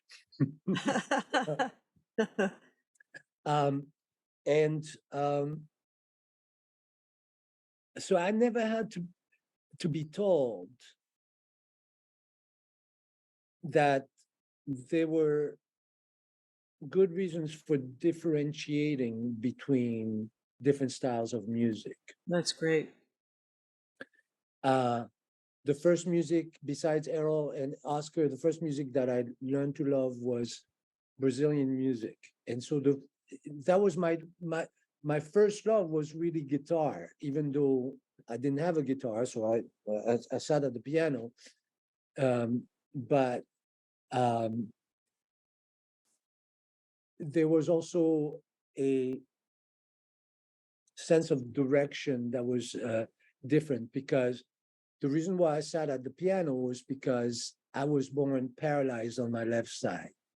Oh, I was paralyzed from for a year, and I started moving like one finger at a time. My wow. mom used to prick me with needles. So after a year, so basically, by the time I was like 4 years old, I was walking around with my arm. I was never using it because I had no strength in it because it took so long for it to work. Whoa. So somebody suggested that putting me at the piano would make sense to develop Exactly. micro movement in the hand. Develop the synapse connections in your brain. Yeah. Right. So they were right. However, uh, what they didn't realize was that it hurt like a mother, to practice, and Oh, because I had no muscles, so everything, was And so when I wow. did Brazilian music, it was mostly guitar. But because you can imagine, if your heroes are Errol Garner and Oscar Peterson and you have no left hand, you're up a creek without a paddle for sure. So and that was so complicated, to do any, plus I had fairly small hands, and so Hmm. all the stride stuff, I mean, Oscar could walk tense, and Errol had that incredibly like dynamic, rhythmic left hand. Wow. When I heard Brazilian music, it had everything. It had the chords, it had the melodies. It came like there was this woman, this singer named Maria Creusa. She came very much from the Portuguese fado tradition. She was so emotional when she sang. She reminded me of Edith Piaf, but Edith Piaf was singing in French, and I wasn't digging Edith Piaf at the time Hmm. because my parents' music, Yeah. But Maria Creusa, yes, I dug, and the music was just tremendous. So there was a guitar player named Toquinho who played with Vinicius de Moraes, the guy who wrote a lot of those great lyrics for these Brazilian artists. And so the first things that I figured out at the piano had to do with that. I was trying to recreate the sound of the guitar. And Wow. I mean, historically, I've always paid attention to the guitars more Oh, than, in the music that I liked, to the guitar parts. They always felt more interesting to me. Uh, except when he was like, soloists like John Lord with Deep Purple, like people like that, hmm. or Bobby, what was his name? Bobby Mile, the guy who played with Peter Frampton on all these, on Peter comes alive, and Frampton comes alive, etc., etc. But other than that, it was all guitar players. Uh, Hmm. so, but I knew, and because of that, I knew that guitar players played like, simpler chords than big, As a matter of fact, I remember Clusters.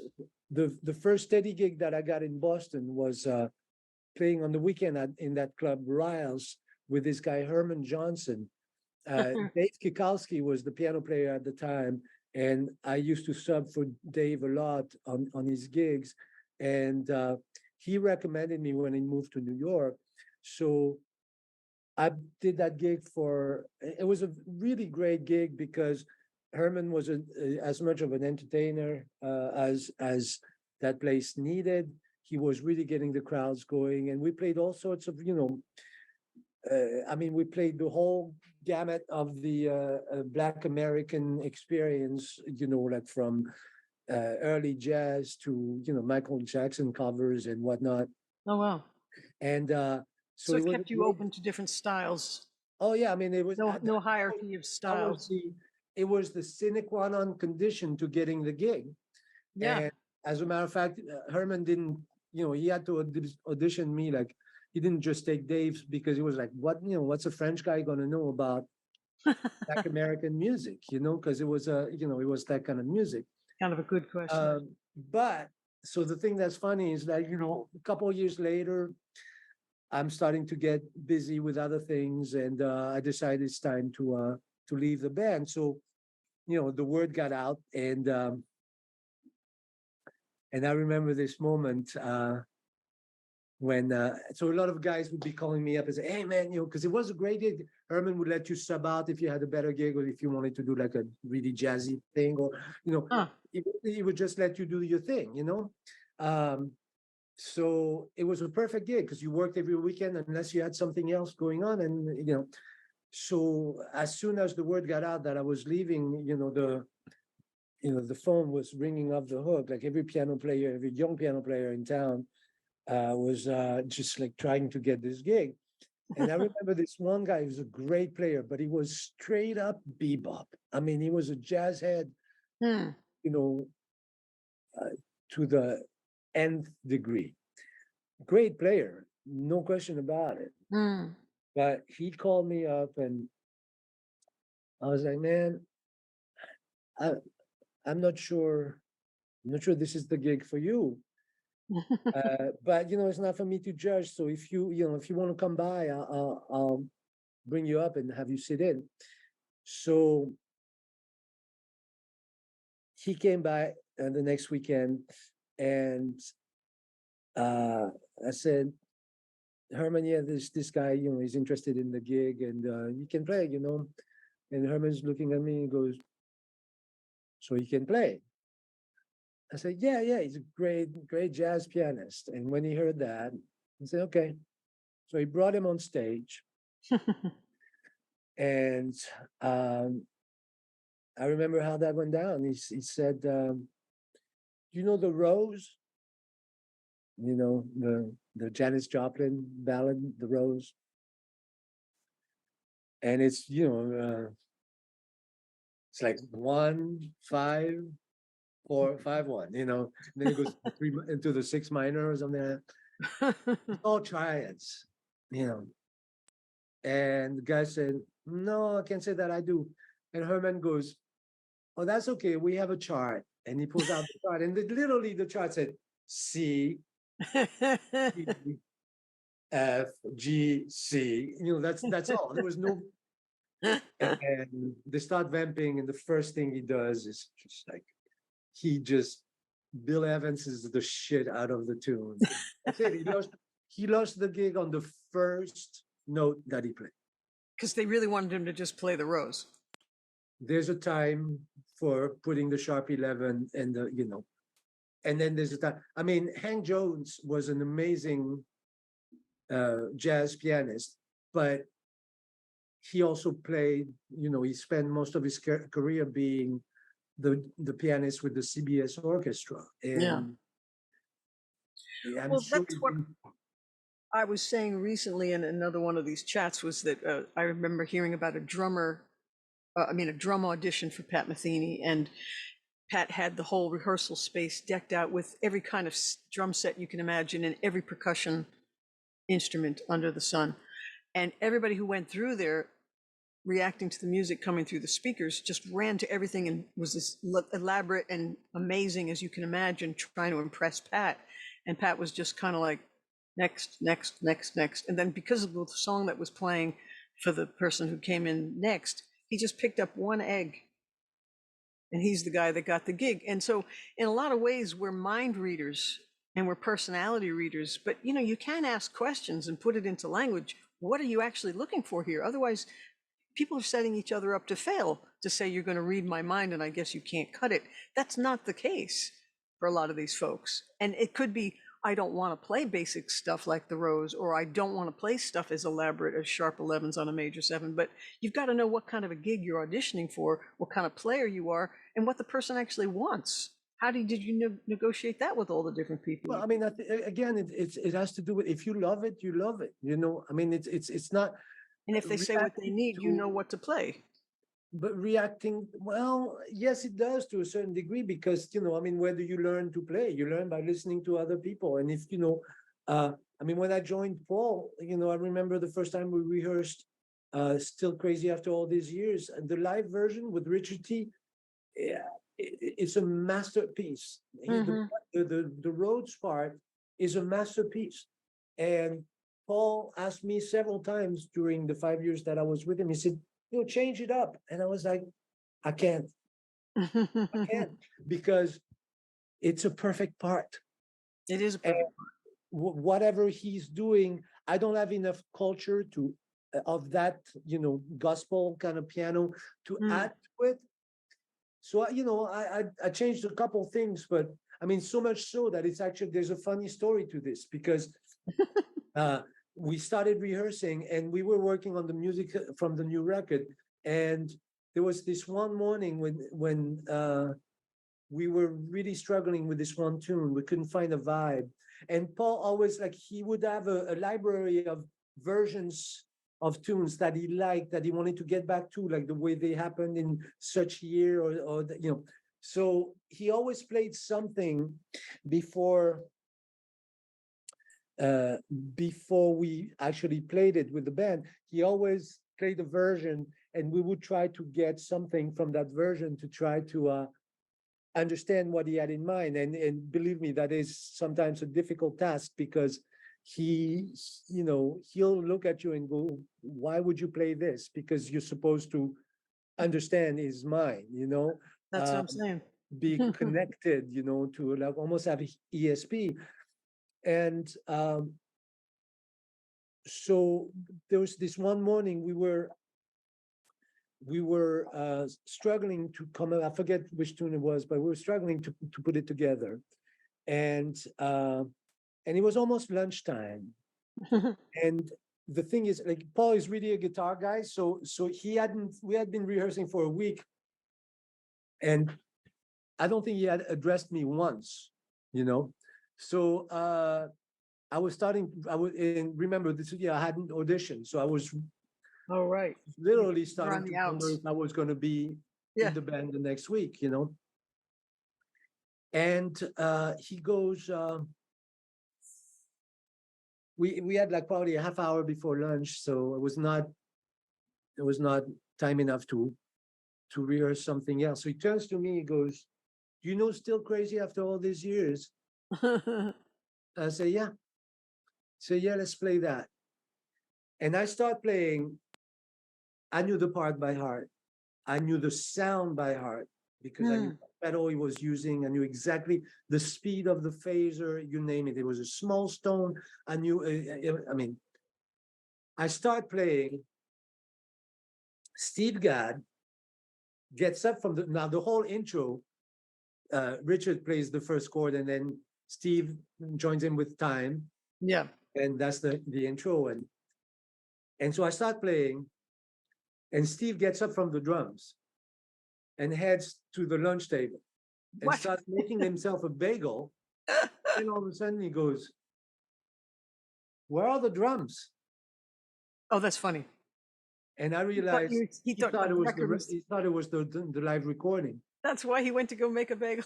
Yeah. So I thought, I thought, is he dissing me? Like, am I playing it? Am I sucking right now? Again,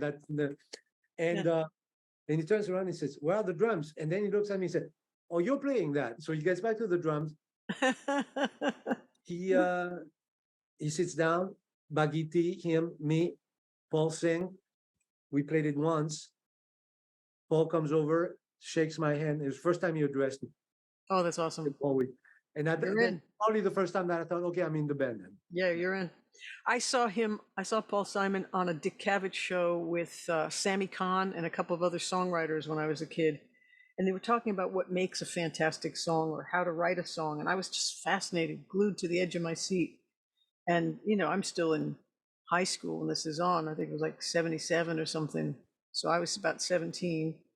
And Paul says, "Well, I have a piece of a song. I don't know where it's going yet." And he started playing Still Crazy After All These Oh, Years. yeah. I know about that video. I've never seen it actually, but I know. I want to find it because I would love to hear what else they were talking about. Because Sammy Kahn kept saying a song has to have singability. The melody has to roll off your lips, and I just loved that. There's so many. When you work with people like that, the thing is that you're entering a world. I mean, first of all, Paul, but probably even more, Simon and Garfunkel are part of the American fabric and the American lore. Yeah. They get mentioned whenever there's a funny duo, like on sitcoms, they make jokes and it's always, Simon and Garfunkel. You're the Simon and I'm Garfunkel. Right. So to say that they are part of American culture would certainly not be an exaggeration. And it comes with a sense of responsibility. I mean, I remember the first time, every time we came out of the hotel, there were lines of people with albums waiting for Paul to sign, and it's not even his heyday anymore, but, I know. With album. And so one time we were walking out, me and Tony Cedrus was the other guy who played keyboards and accordion and a great musician from South Africa. And we walk out and this guy just jumps at us. We're startled. He goes, "You're the keyboard players." And we go, "Yes." And he goes, "Oh, okay." And he has a list of questions for us.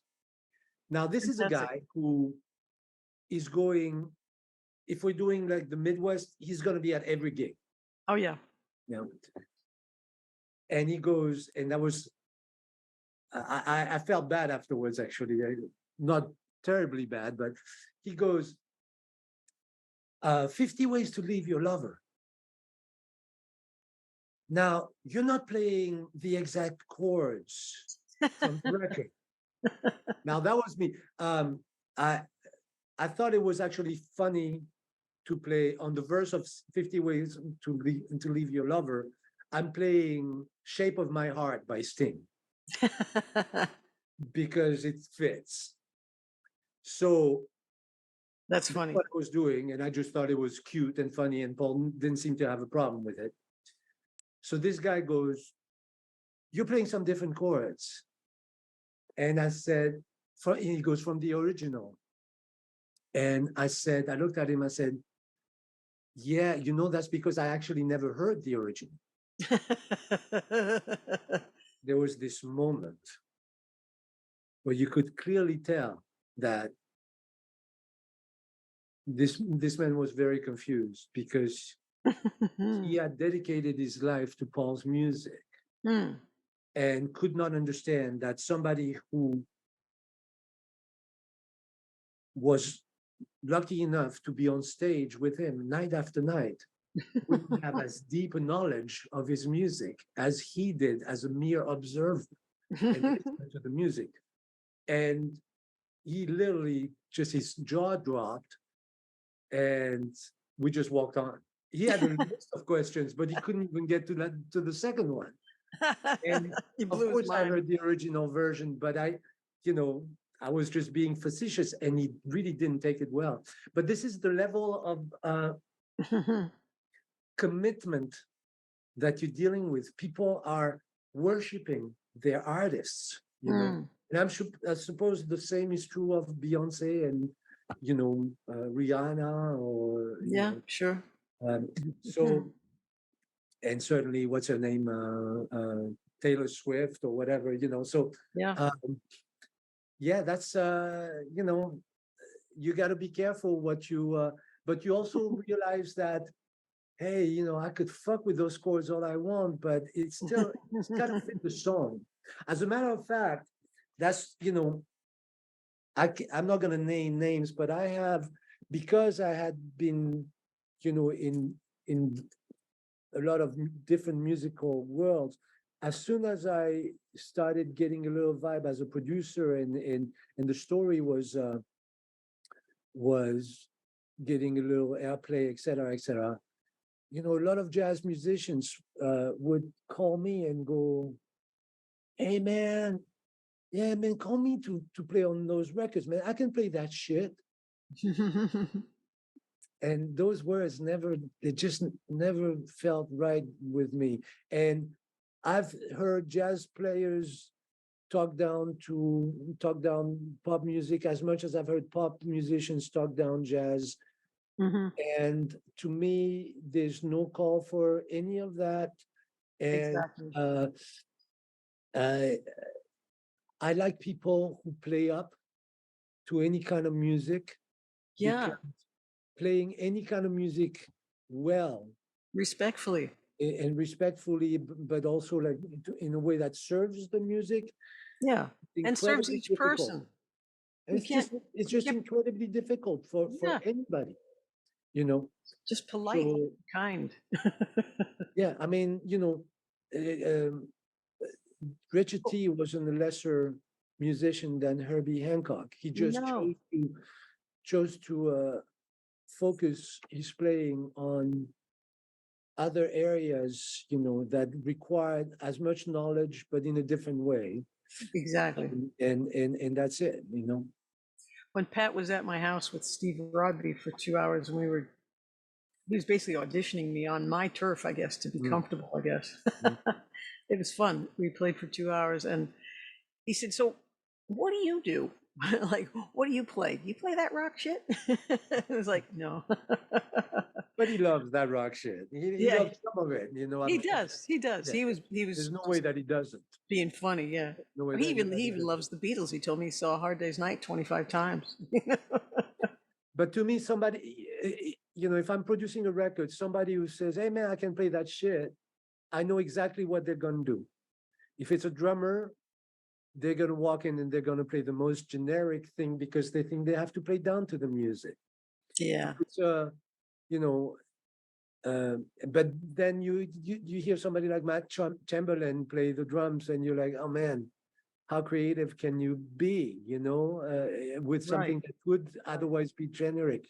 Uh, Yeah. you know, you can have a song that has 4 chords, but the bass player is going to ask you for a chart because they want to get through it as quickly as they possibly can. And the problem Mm. is that if you have a song that has 4 chords and they're the same 4 chords that have been played a gazillion times on a gazillion song, we have to listen to the music and try to find something unique about playing those 4 chords.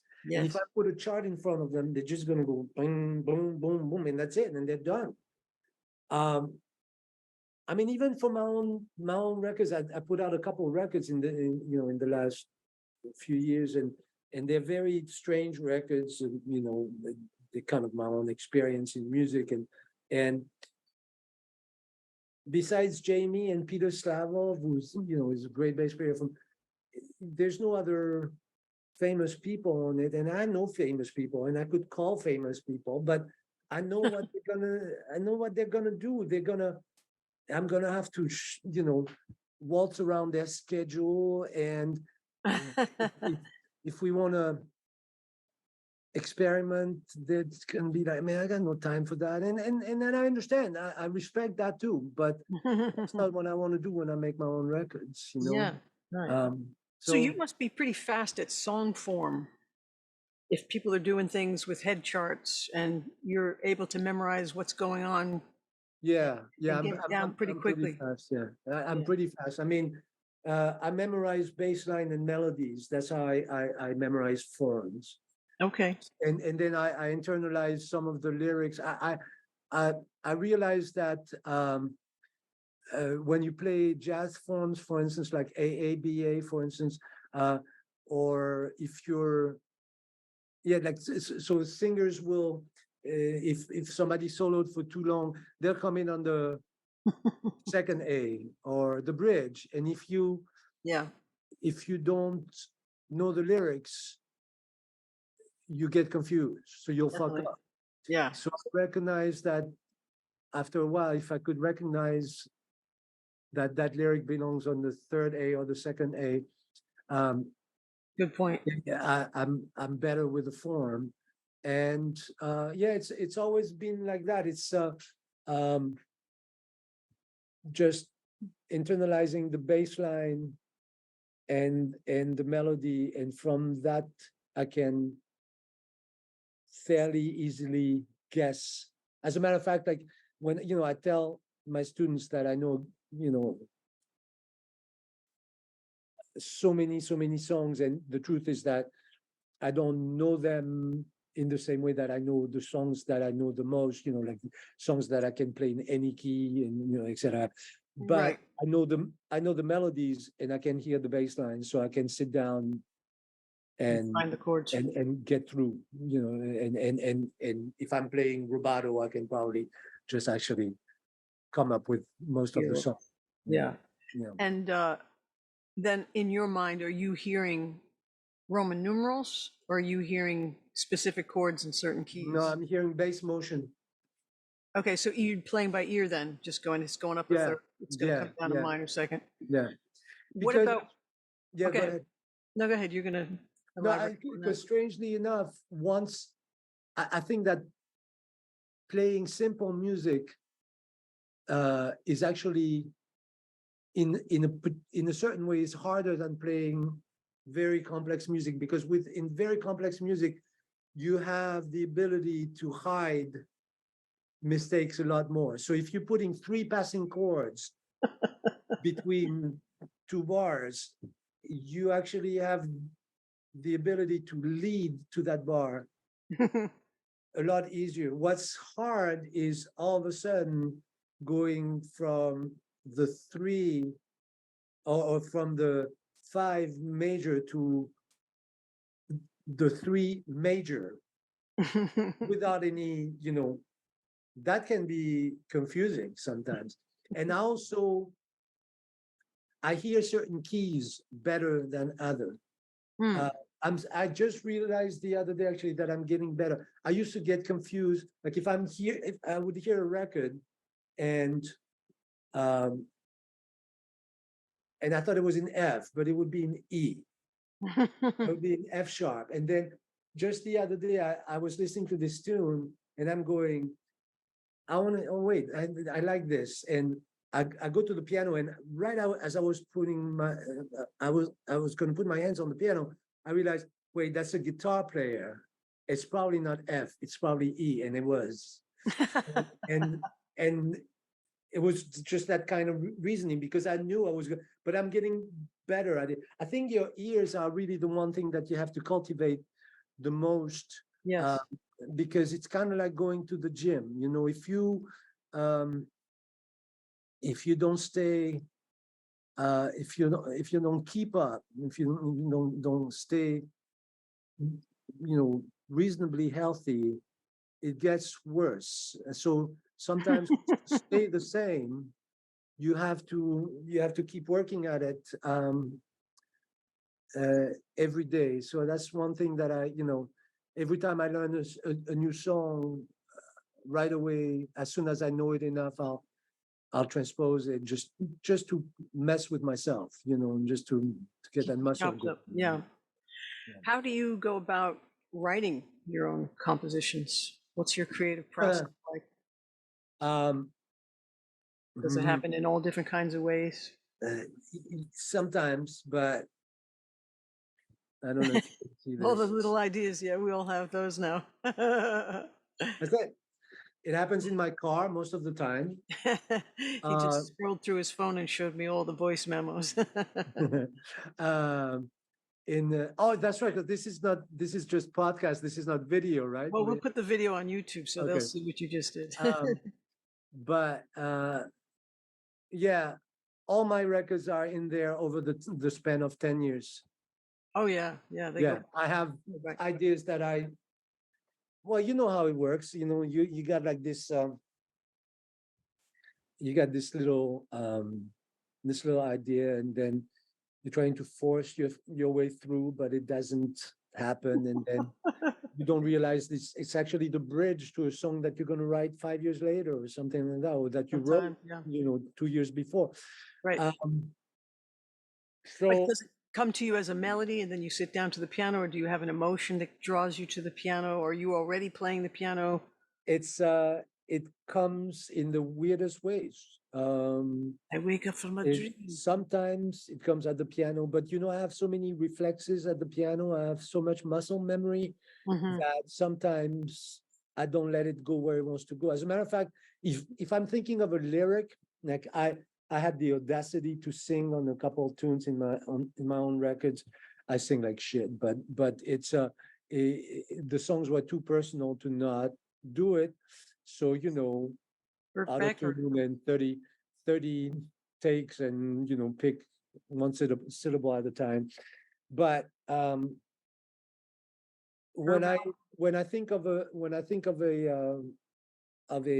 lyric, then I grab the bass, which I own a bass and I can't play it for shit, but I don't have any reflexes, so I'm really just like Yes. thinking of something, and then because it's an Because instrument that I can't play, I you have to be um, led by your ear and your I'm emotions. led by my ear as opposed to by years and years of reflexes. Yes. And Because our hands just keep playing what they already know, unless you accidentally do yeah, very something. You go, often, what did yes. you just do? And for instance, I remember when my friend Roberto Casan died. He was a great local accordion player, and we did a lot of various things together. And he died tragically back home in Italy at too young an age. I think it was he 50 at the time, I believe. I was very um, very hurt, and uh, I sat down. You have this reflex. You're like, yeah, music. Let me turn to music, and I wrote 2 tunes for him, and and they sunk. They were over. I was over emoting. It was complex for the sake of being complex. It was, But they were but that's what came out. And one probably day, helpful to you. yeah, I think it was cathartic, maybe in a certain way. But I also knew that I wanted to write something to honor him. But at the same time, when you think about it, that's pretty freaking pretentious. To think that you're honoring somebody by paying tribute to them. But maybe it's love and appreciation for the Yeah, friendship. but who the fuck are you to say that? Like you're actually paying tribute to something. I see that all the time. I'm gonna pay tribute to Chick Corea or to Wayne Shorter or to Well, yeah, but I I'm going mean, to express my love and appreciation for. Maybe okay, that. that's a That's what, better way of putting it. Yes, yeah, yeah. and so and there it is. And then one day I'm on the Pike and I'm taking exit 17 to go home, and we are at a standstill, as that exit can be sometimes. And in the off ramp, I started just hearing this melody and this little piano part, and I wrote the tune in the car. I sang it Love into it. my phone, That's and great. because I was thinking of Roberto at that moment, There you go. it just came out, and I knew that was the tune It was a gift. because it was more connected to who he was. It was, deceptively simple, and and yeah, Unforced. so so it happens in the weirdest ways. I had on my Me too. the first record of those two last records that I did, they're called Mudslang. That's kind of like the title of my, or the name of my band. And there was the first one on that first record, Mudslang, starts with a vamp that I had for years and years. And I was trying to finish it up and finally gave up. It wasn't going anywhere. I thought it was pretty, but it wasn't going anywhere. And then it was like the year that my dad passed. He was starting to his health was starting to fail, and I went to see him, visit him, and he wanted to go on a boat ride. So we went on a boat ride together. I grew up on the water, and Nice. and we're fishing, and the rest of the tune just came to me while we're fishing. Oh, wow. Beautiful. Except I got nothing, except I got chalk that they use on the boat, and I got Oh. napkins that we brought with our lunch. You don't So have I your wrote phone? the rest of and I knew, because one thing that I learned is like when you tell yourself, "Oh, I'll remember that," yeah, You forget it. don't. You don't. So I knew I was going to forget it. So Oh, I no. wrote the rest of the song on little square napkins, like there was one bar at a time. I had a file like this Oh, by my the time we get off the boat with blue chalk, like it would look like it was this thick, like big, big route. like, so yeah, if you can, I mean, So that was cool. You were able to hear it in your head and know what chords you were looking for oh yeah, that I can, and yeah. write them down. I Wow. got better at that over the years. I mean, I toured with a lot of singers, so Yeah. they're gonna have horns on this gig, and the budget is bigger, so they're gonna have horns. So can you write a 3-horn chart for, like between Hamburg and Munich? Yeah, sure. I I'm noticed not that saying on it's gonna your be like credits. You've done all kinds of arrangements for all kinds of albums and just tons of albums to your credits. And you're functioning and helping them make their records in so many different ways. yeah, I don't even remember. And thank God for what's that site? All music. Allmusic.com. Yeah. Once somebody hit me to this, they had demos that I've done on there.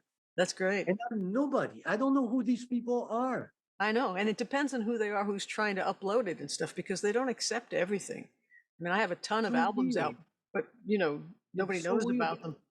Yeah. So I mean, they literally had stuff that I did as demos for people, and I just I couldn't understand. But you must have fans. I don't want fans. Well, at least they're um, not showing up at your house. not anymore. But yeah, that happened once. Never again, I hope. I hate that part. Yeah, that I part's not really can't stand it. nothing to do with the People have music. no idea. I mean, I've seen it. I've seen people get visibly angry when they're pestering somebody, and if they're not like acting. You know that Bonnie Raitt doesn't do autographs, Oh, same with Ringo and Paul. and I've been in a like in a lineup with her when I was with Paul, and then she didn't do autographs, and I mean I should have asked Duke right now. Duke Levine is playing with her now, and I wonder if she still doesn't. But um, uh, I mean, people have no sense of boundaries, no Mm. whatsoever, and I've seen people like go completely out of line. Here, here's a funny story. We're crossing the border with Paul to Canada, and apparently somebody in the band had a little incident in Canada at some point. So they were a red flag, not a major incident, but something that musicians can get a slap on the wrist for. In a previous year or something. Yeah, oh yeah, like many years ago, but somehow It's on record. it's on record. And so the passport comes out. So they come on the bus, pull us out of the bus, Everybody off the bus. and they put us, remember like the usual suspects, like Yes, they put us against the the line, lineup. and we're just standing there. And Paul is in the middle. Paul part of the, and we're waiting. And nobody's talking to you. And we're waiting. And an hour goes by. And we're still standing there, waiting, wondering what they're doing to us. And finally, some guy comes out after an hour. And we're like, oh, thank God we're going somewhere. So he comes out, pulls out a CD, and goes, Paul, would you mind signing this for my wife? I thought, oh Would my that God. help us get us out of here? And Paul said, sure. So what he wanted to do is, say, you motherfucker. Yeah. Do You're wasting our time. who do I make it out to? And that got us out of there eventually. But believe me, an hour into it, that took think some balls from this guy. people would probably get a kick out of saying, I detained Paul Simon in the band for an hour, like they'd get a kick out of that. Maybe I don't know. Maybe. But for the most part, yeah, I think that fame, it comes at a price that it's just, I don't know. I'm not a misanthrope, but I like loneliness. I like solitude, not loneliness. Sorry, that's the wrong word, but solitude. Yeah, I me really too. I'm very enjoy. quiet. I really enjoy quiet time. Me too. Most of the time,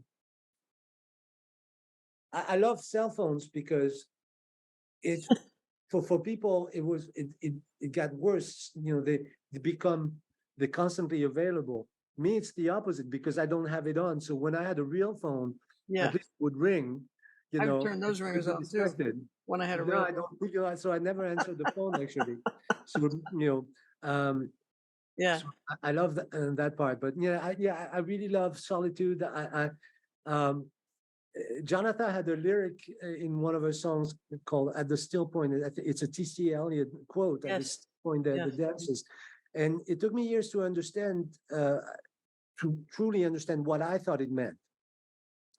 And when then I started studying, not really studying, but being interested in other things like Buddhism and things like that, and I understood more the importance of the still point, of the quiet moment, the importance of the moment when you're not being solicited left and right. I like that you're making a distinction between the real music skills and road skills and rehearsing and writing and performing versus the fame or the romanticized version of what students might think fame is, because I had that mixed up for a long time too. I thought, well, if I can be great at these things, then of course fame and fortune will follow, kind of a thing. And really all the perks and the things I wanted from the music life, I had already. And I wouldn't have wanted 150 people on my lawn every morning, and I wouldn't have wanted to be told you're going to be touring all over the place and you're going to Japan again. And you're almost the lowest person on the totem pole if you're on a major label, because they will treat you like they own you, which they do, and you just do whatever they say. I remember back in the beginning of Tori Amos's career, I had gotten in touch with her management people, and she was coming to meet the Berklee women faculty. We had a whole luncheon planned. She was going to be gigging in Boston, and we were so happy that her management had said yes. And at the last moment, they pulled it and said, no, you're going to go sign records over at Tower Records for that hour. You're not going to Berklee. So she had no say on it. She was very apologetic, but it was like, you do what the company tells you to do. And Lord knows they're all full of brilliant ideas, like like promo concerts in the Walmart during Yeah. the blizzard and shit like that. Yeah, I mean, Yeah. It's like, listen, it's basically unreasonable. they were clueless, so they were just like, throwing darts, blindly throwing darts. Yeah. There were a few people that really had um, an idea, and besides that, you're basically raw material. Yeah. And you're a piece of beef, and they don't know if they want to do it bourguignon or or Florida style, or do it like as a schnitzel, or like whatever.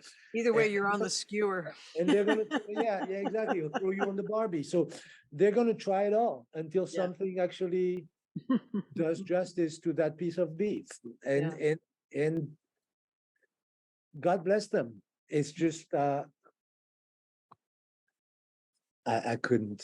I mean, I remember the first time that I handed a sequence for a record that I was doing in Nashville to the head A&R, and looked at me and he said, "What is this?" I said, "Well, that's the sequence for the CD." He goes, "No, it's not." And the reason why it was not is because at the time, I don't know if you remember that, but like all the Tower Records had, and the Virgin, they had like listening stations. So Oh, yeah. people would go and put on headphones Yeah. and just look up a CD and go like 10 seconds, next tune, 10 seconds, next. What they did was like they just took the singles and put them at the top of the record so that people could like fast forward quickly to from one tune to the next, and there was no more sequence. And I was so old fashioned. I thought, man, for me, like making the sequence, it's like the crowning achievement of the record. You worked on it for months, I and then know. so you're taking the listener through a journey, and it's it's a beautiful thing that didn't exist anymore. And so of course that led to no more intros on the Yeah. song. And no more crossfades. I loved crossfades. Oh yeah, that's true actually. Yeah, and I have a lot of yeah, some crossfades, of the and my best songs sound crossfade. really weird out in the world now streaming, because it's like, why does it start with this? Yeah. Right. I understand. Oh But yeah, yeah, I that I remember the listening stations because I was producing and recording Sarah Burrell that day, not that day, at that time, and we just paid the promotion to get her on the listening stations at like all these Tower record stores. And my students came in going, "Wow, your artist is doing so well. She's on the listening stations. Congratulations." I'm like, "Yeah, it's just a month of promotion money." It's like they don't realize that everything is paid to be put into place, and that in the yeah. old days, even a major independent label would spend $1 million a year just to break a name, just to make an artist's name aware in the business. Like it took a lot. Yeah, no, absolutely. I mean, They just don't some realize people what. had better skills at that than others too. But Yeah. so, to get back to your original question, what I steer clear now of telling my students anything about how to be successful in the business, because first of all, I don't know. I know. Like I It's told you, changed too much. I'd have no clue. I wouldn't even know how to monetize my work now if I was starting as a producer. Right. I'd have to learn, I suppose, but that's not my gig. And secondly, I think I have better things to say to them. I mean, I just turned 60, so I'm 63. oh, okay. Well, then we're in same generation. And we are, I think we got better things to talk about than, so I talked to them about what I think success looks like now. I talked to them about the difference between need and want. Hmm, Uh, and that seems to have a better impact on them than that's if cool. I, try to reference things that. Plus, I mean, now, on top of that, I was never a commercial producer. I was Yeah. never commercially, I never broke, the thresholds of what people would consider success in a in a commercial sense, In a So George Martin sort of way. in a what sort of ways? George Martin. Strangely enough, I have a picture, my graduation, the Yeah, two guests of honor, George Martin and Dizzy Gillespie. So he was nice. kind of like you Yeah, know, that was going to be like my kind that's of a pretty sign of great. what my career was going to be. Yeah. I have a two pictures of him of me with him when he came to do his Sergeant Pepper talk at the Berklee Performance Center. That Mm, was a cool day. cool. Yeah. Yeah. But yeah, great. You got to meet him at graduation. Yeah. I mean, meet him. That's I remember having to wait because Dizzy got up to go smoke a fatty, and and so we had we all stood there for a minute while Dizzy was getting high, and then Getting dizzy. yeah, getting dizzy. Exactly. That was cute. That was cute. That's Um, crazy. yeah. Nice. So yeah, and that's I mean, I could go on, but We I might don't have know. to Is come there back for a anything part else? two. Huh? Have to come back Part sometime for a part two. part two, yeah. Yeah. Uh, yeah, hurry up before who knows where I'm gonna um yeah, are you gonna stay at Berkeley for much longer? What's your vibe? As far as retirement goes or anything like Yeah. Mm, that. Yeah, I don't know. I might as well just keep going, you know. They let okay. you teach there till you're like 80 or 90, so you might as well keep going. Yeah, I don't think I want to do that. Yeah. I love teaching there. I love the students that I have, and I love interacting with them, but also um I want to try to see if I can serve a different master at some point. Yeah. Who? What? Um, I mean, I because thought technically I maybe wouldn't more. have even taught. I would have just been an artist and just hung out writing songs and playing with people my whole life. I wouldn't have taught at all, but Yeah, I don't think I want to. I certainly don't want to get back on the road. I quit the road in 2009, and mm, Lord knows, um, Lord knows, I'm glad I did because nowadays, if I never see an airport again, it'll be too soon. I know I'm not crazy about traveling. I mean, it's just it's normal. It's not fun anymore. No, Playing once the on stage is TSA no got fun. involved, that was it. I remember the last time I quit. I made the decision to quit the road, and then when you do that at first, you're feeling all right because the phone keeps ringing and you keep saying no, I can't, and then you say I can't too many times, and then the phone rings a little less and a little less, and I Then it remember it was stops. like about a year and a half afterwards, I was starting to wonder, oh my God, did I do the right thing? Hmm. It's that stupid. And now the phone ain't ringing no more.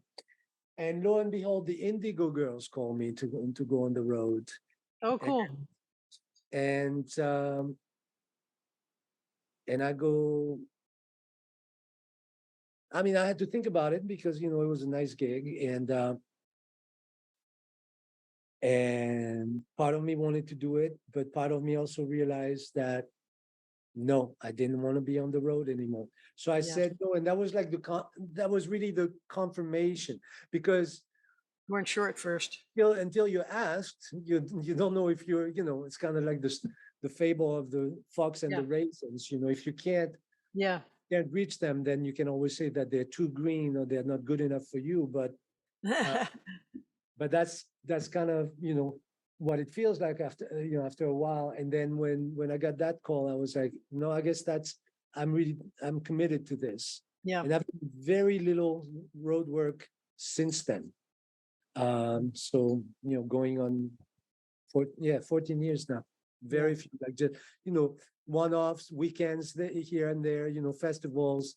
Yeah. I've done some, yeah, some residencies and stuff like that. But um, so yeah, so Berkeley, my God, I mean, when when I made that decision, I mean, COVID was an incredibly telling thing. All my friends, incredible musicians who who relied only on touring, boy, they struggled, Yeah, that was rough an time. awful time.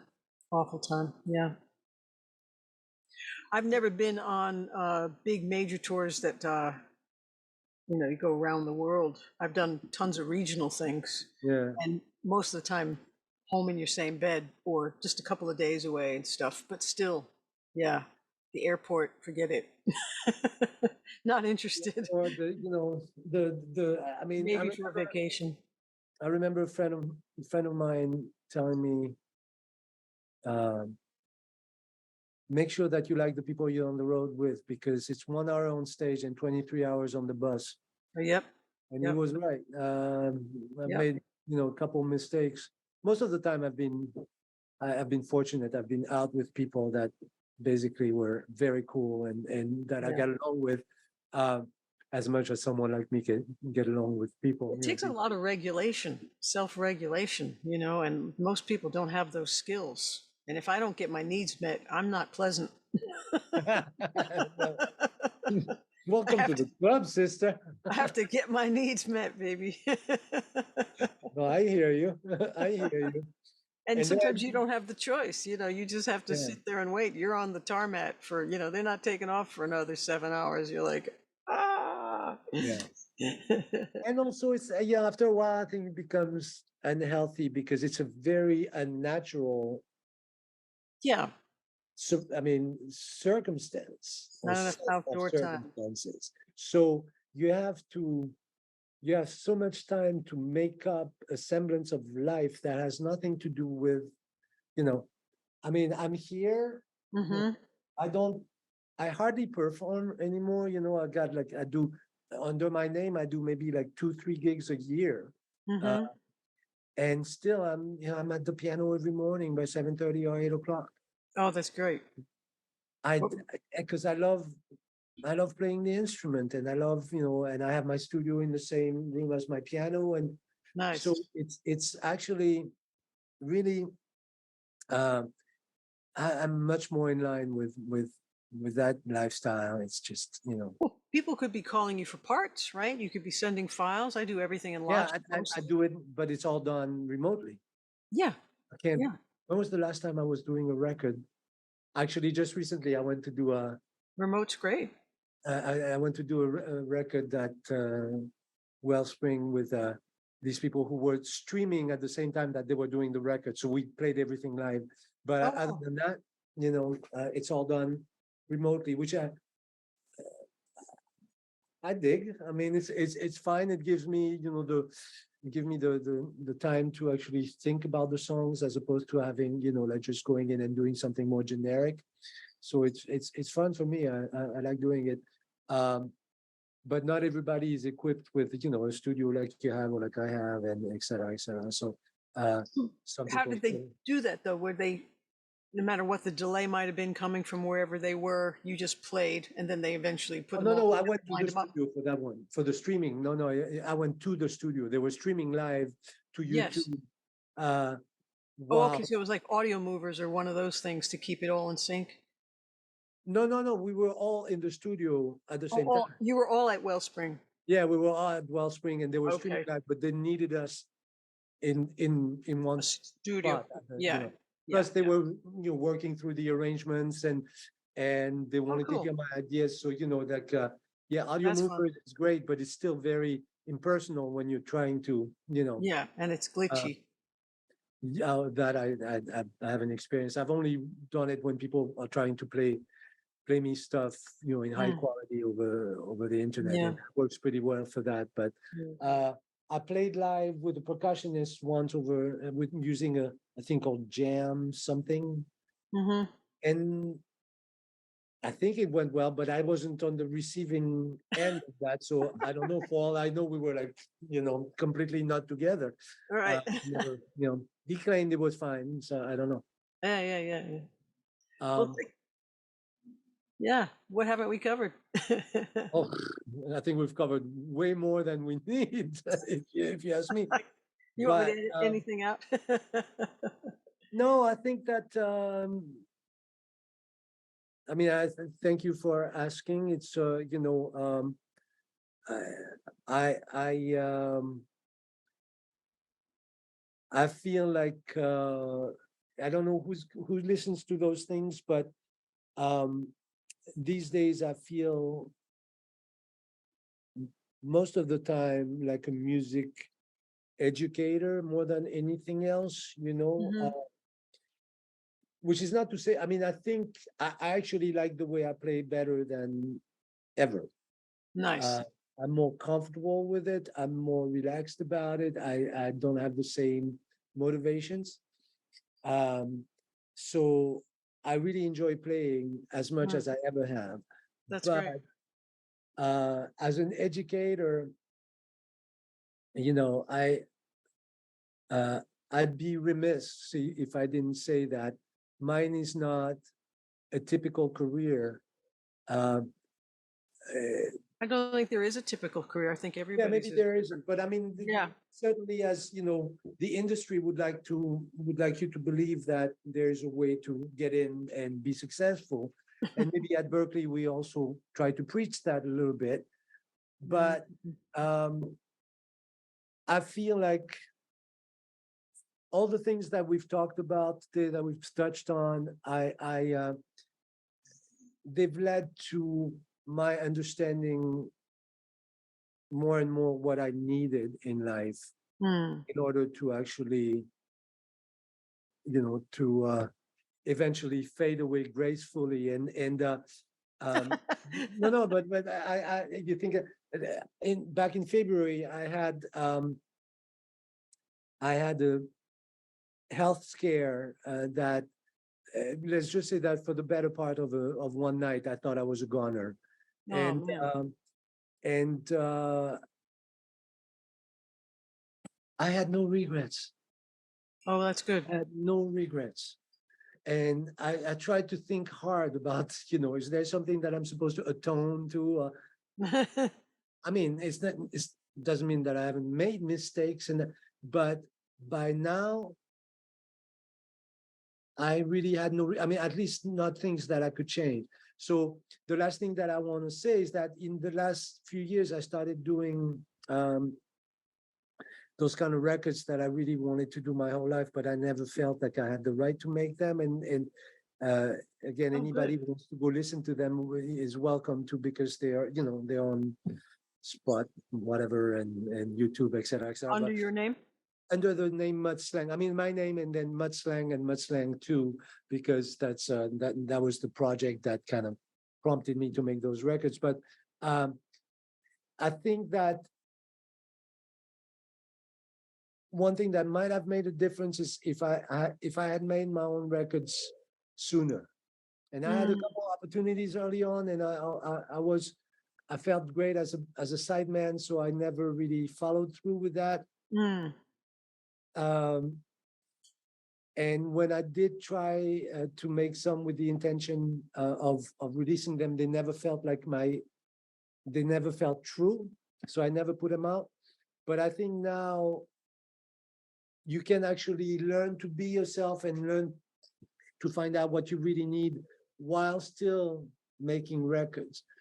It's a controversial subject because I know that the marketplace is flooded with mediocre music that, 10 seconds of this on TikTok and 2 minutes of that on Instagram. And uh, we're contributing more and more to um, the confusion.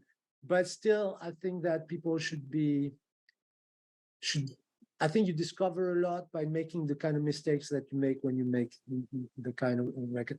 And mine don't have a lot of mistakes from from I mean they're really what I wanted them to be, but Nice. uh but I could have gotten to the same point and have a body of work behind me. And that might have been better because um, maybe it would have changed a couple things in my career. But Mm, again, not major, not major complaints, because I see my friends who did do it, mhm. and they're still like, oh, on a plane to Europe tomorrow and then flying back the same night, or to do one concert just to promote, Right. and Yeah. all that kind of shit. And Yeah. can't use that. Got no use for that.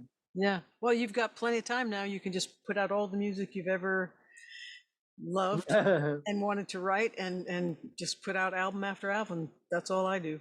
I think I'm done. Actually, the last one, we got a Grammy nomination last year, Great. and I think I'm done. I think I needed to do those records. Elliot China mixed them in surround sound, and Oh, fantastic. it was a work of love, and I really enjoyed making them. And I mean, I'm not saying I will never make another record, but those type of records, I think I'm done, because they just, they took 2 years to make from start to finish, and because they're very complex records, and I look forward to hearing them. yeah, check it out. You'll see there's some good, and yeah, I think I have to move on from that, but What's next? What would you record and put out next?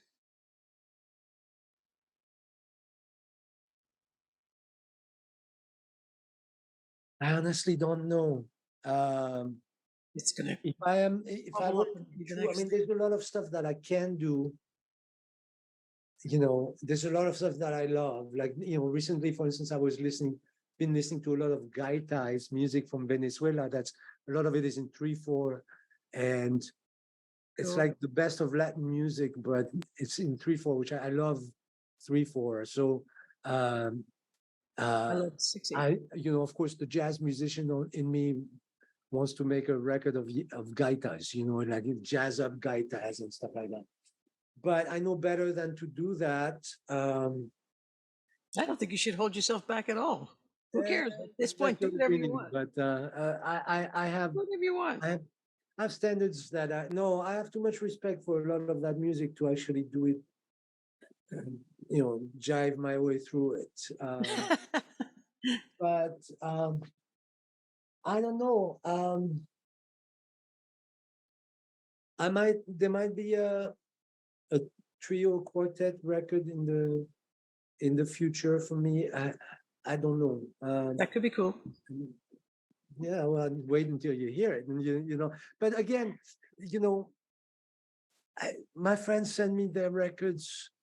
Every time they send me their records, there's a great piano player on it, and 90% of the time, I've never heard of the guy or the girl. Yeah. And it's just everybody plays well now. It's not, it's not like 40 years ago. I mean, seriously, when Danilo hooked me up with Paquito, the audition with Paquito was like, he goes, "Can you play a tumbao?" I was like, "Yeah, sure." He said, "Okay." Gave me a bunch of CDs. He said, "Learn that. See you on the gig." And people ask me, really, that why was this the audition? And I never asked him, but it was okay. Here's a French guy,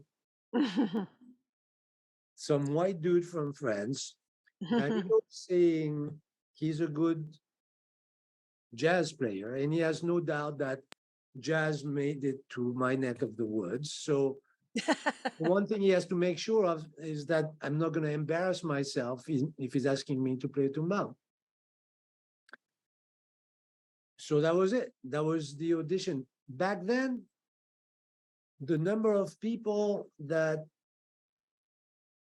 had an interest in Latin music and could also get by with playing fancy changes, etc., etc. In each city in America, I mean, you could count, like on one hand, the number of people who could do that back then. Sure. Well, Berklee's probably Now, partially to blame. it's part of the language, guys know how to do this, all the drummers know how to play songo, It's you know, I probably mean, Berkeley's fault, right? They keep turning out all these great musicians. oh, believe me, so many of them don't go to Berkeley either. It's just they're all over Yeah, the place. I mean, you know, I get all these. I don't know if you've skills are ever been to rising. Israel, but you know, like we get all these great musicians from Israel every year, and I've been to Israel, man. There's no place to play, and the fact that they develop those skills and that sense of language, etc., just by osmosis and by having this sense of community is pretty incredible. I mean, because Yeah. it's not like you hear them play, you would think that there's like a jazz club at every street corner, but that's not the case. So They're playing with YouTube. it's not just that, but actually, I'm trying to sponsor a young musician from Iran right now. We literally learned to play with YouTube, and bad cat, man. And his sister just did the global, and I hope he can find his way to Berkeley. I mean, we're trying to get him enough money, but um, I mean, sometimes it is surprising. Hmm. Um, yeah, I auditioned a guitar player from Vietnam for my studio ensemble last semester. Vietnam, come on. I mean, the guy was just like playing his ass off. Seriously? You learn to play like like all these West Montgomery lines and to play like Paul Jackson Jr. On yeah, I mean it's like how does that happen when you're from Vietnam? If you're from New York or Detroit, I can dig it, but Vietnam, seriously, You can hear you the know, music everywhere now, all over the world, from yeah, all over the but world. that's the So thing. That's internet did that for a lot of those guys. Yeah. yeah, so yeah, they hear it, want to play it, and they learn. It's great. Mhm. Yeah, a lot more opportunities because of the internet. Even this wouldn't be doing this. Yeah. Well, Yeah, um, this has been cool. it's been my pleasure. Thank you for asking, and I'm glad we did this. And yeah, if I need to clarify something or if I swore too much, just clean it up. Well, thank you for saying yes, because I still think you're a fabulous musician, and I've really enjoyed talking with you. Thank you. I appreciate that. And I don't know about fabulous. I think fantastic is a better word, but Fantastic too, excellent. yeah, right. No, I appreciate your support, and the support of all the people who have trusted me with making music with them over the years. It's been very meaningful. Yeah. So yeah, like I said, and I meant it. I never took it for granted that there was any worth to what I was doing. The only proof that I had was when the phone was ringing, and still I wasn't sure if it was ringing because the other 10 guys before me were unavailable. So, you're not completely sure, but, you do it. Well, I think, you must have been vibrating well because you attracted it, you got it, you lived it, you have the memories to prove it. You've got a lot of music in your catalog, and you look back at all these titles, and they still yeah, sound great. maybe I hope you're right. Yeah, I hope you're right. But yeah, so it's been fun. Thanks for asking me, and I guess I'll be seeing you on campus, huh? Yep. Okay. Take good care. Thank you so You much, too Haley. now. Take care, Lauren. Bye. Ciao. Ciao.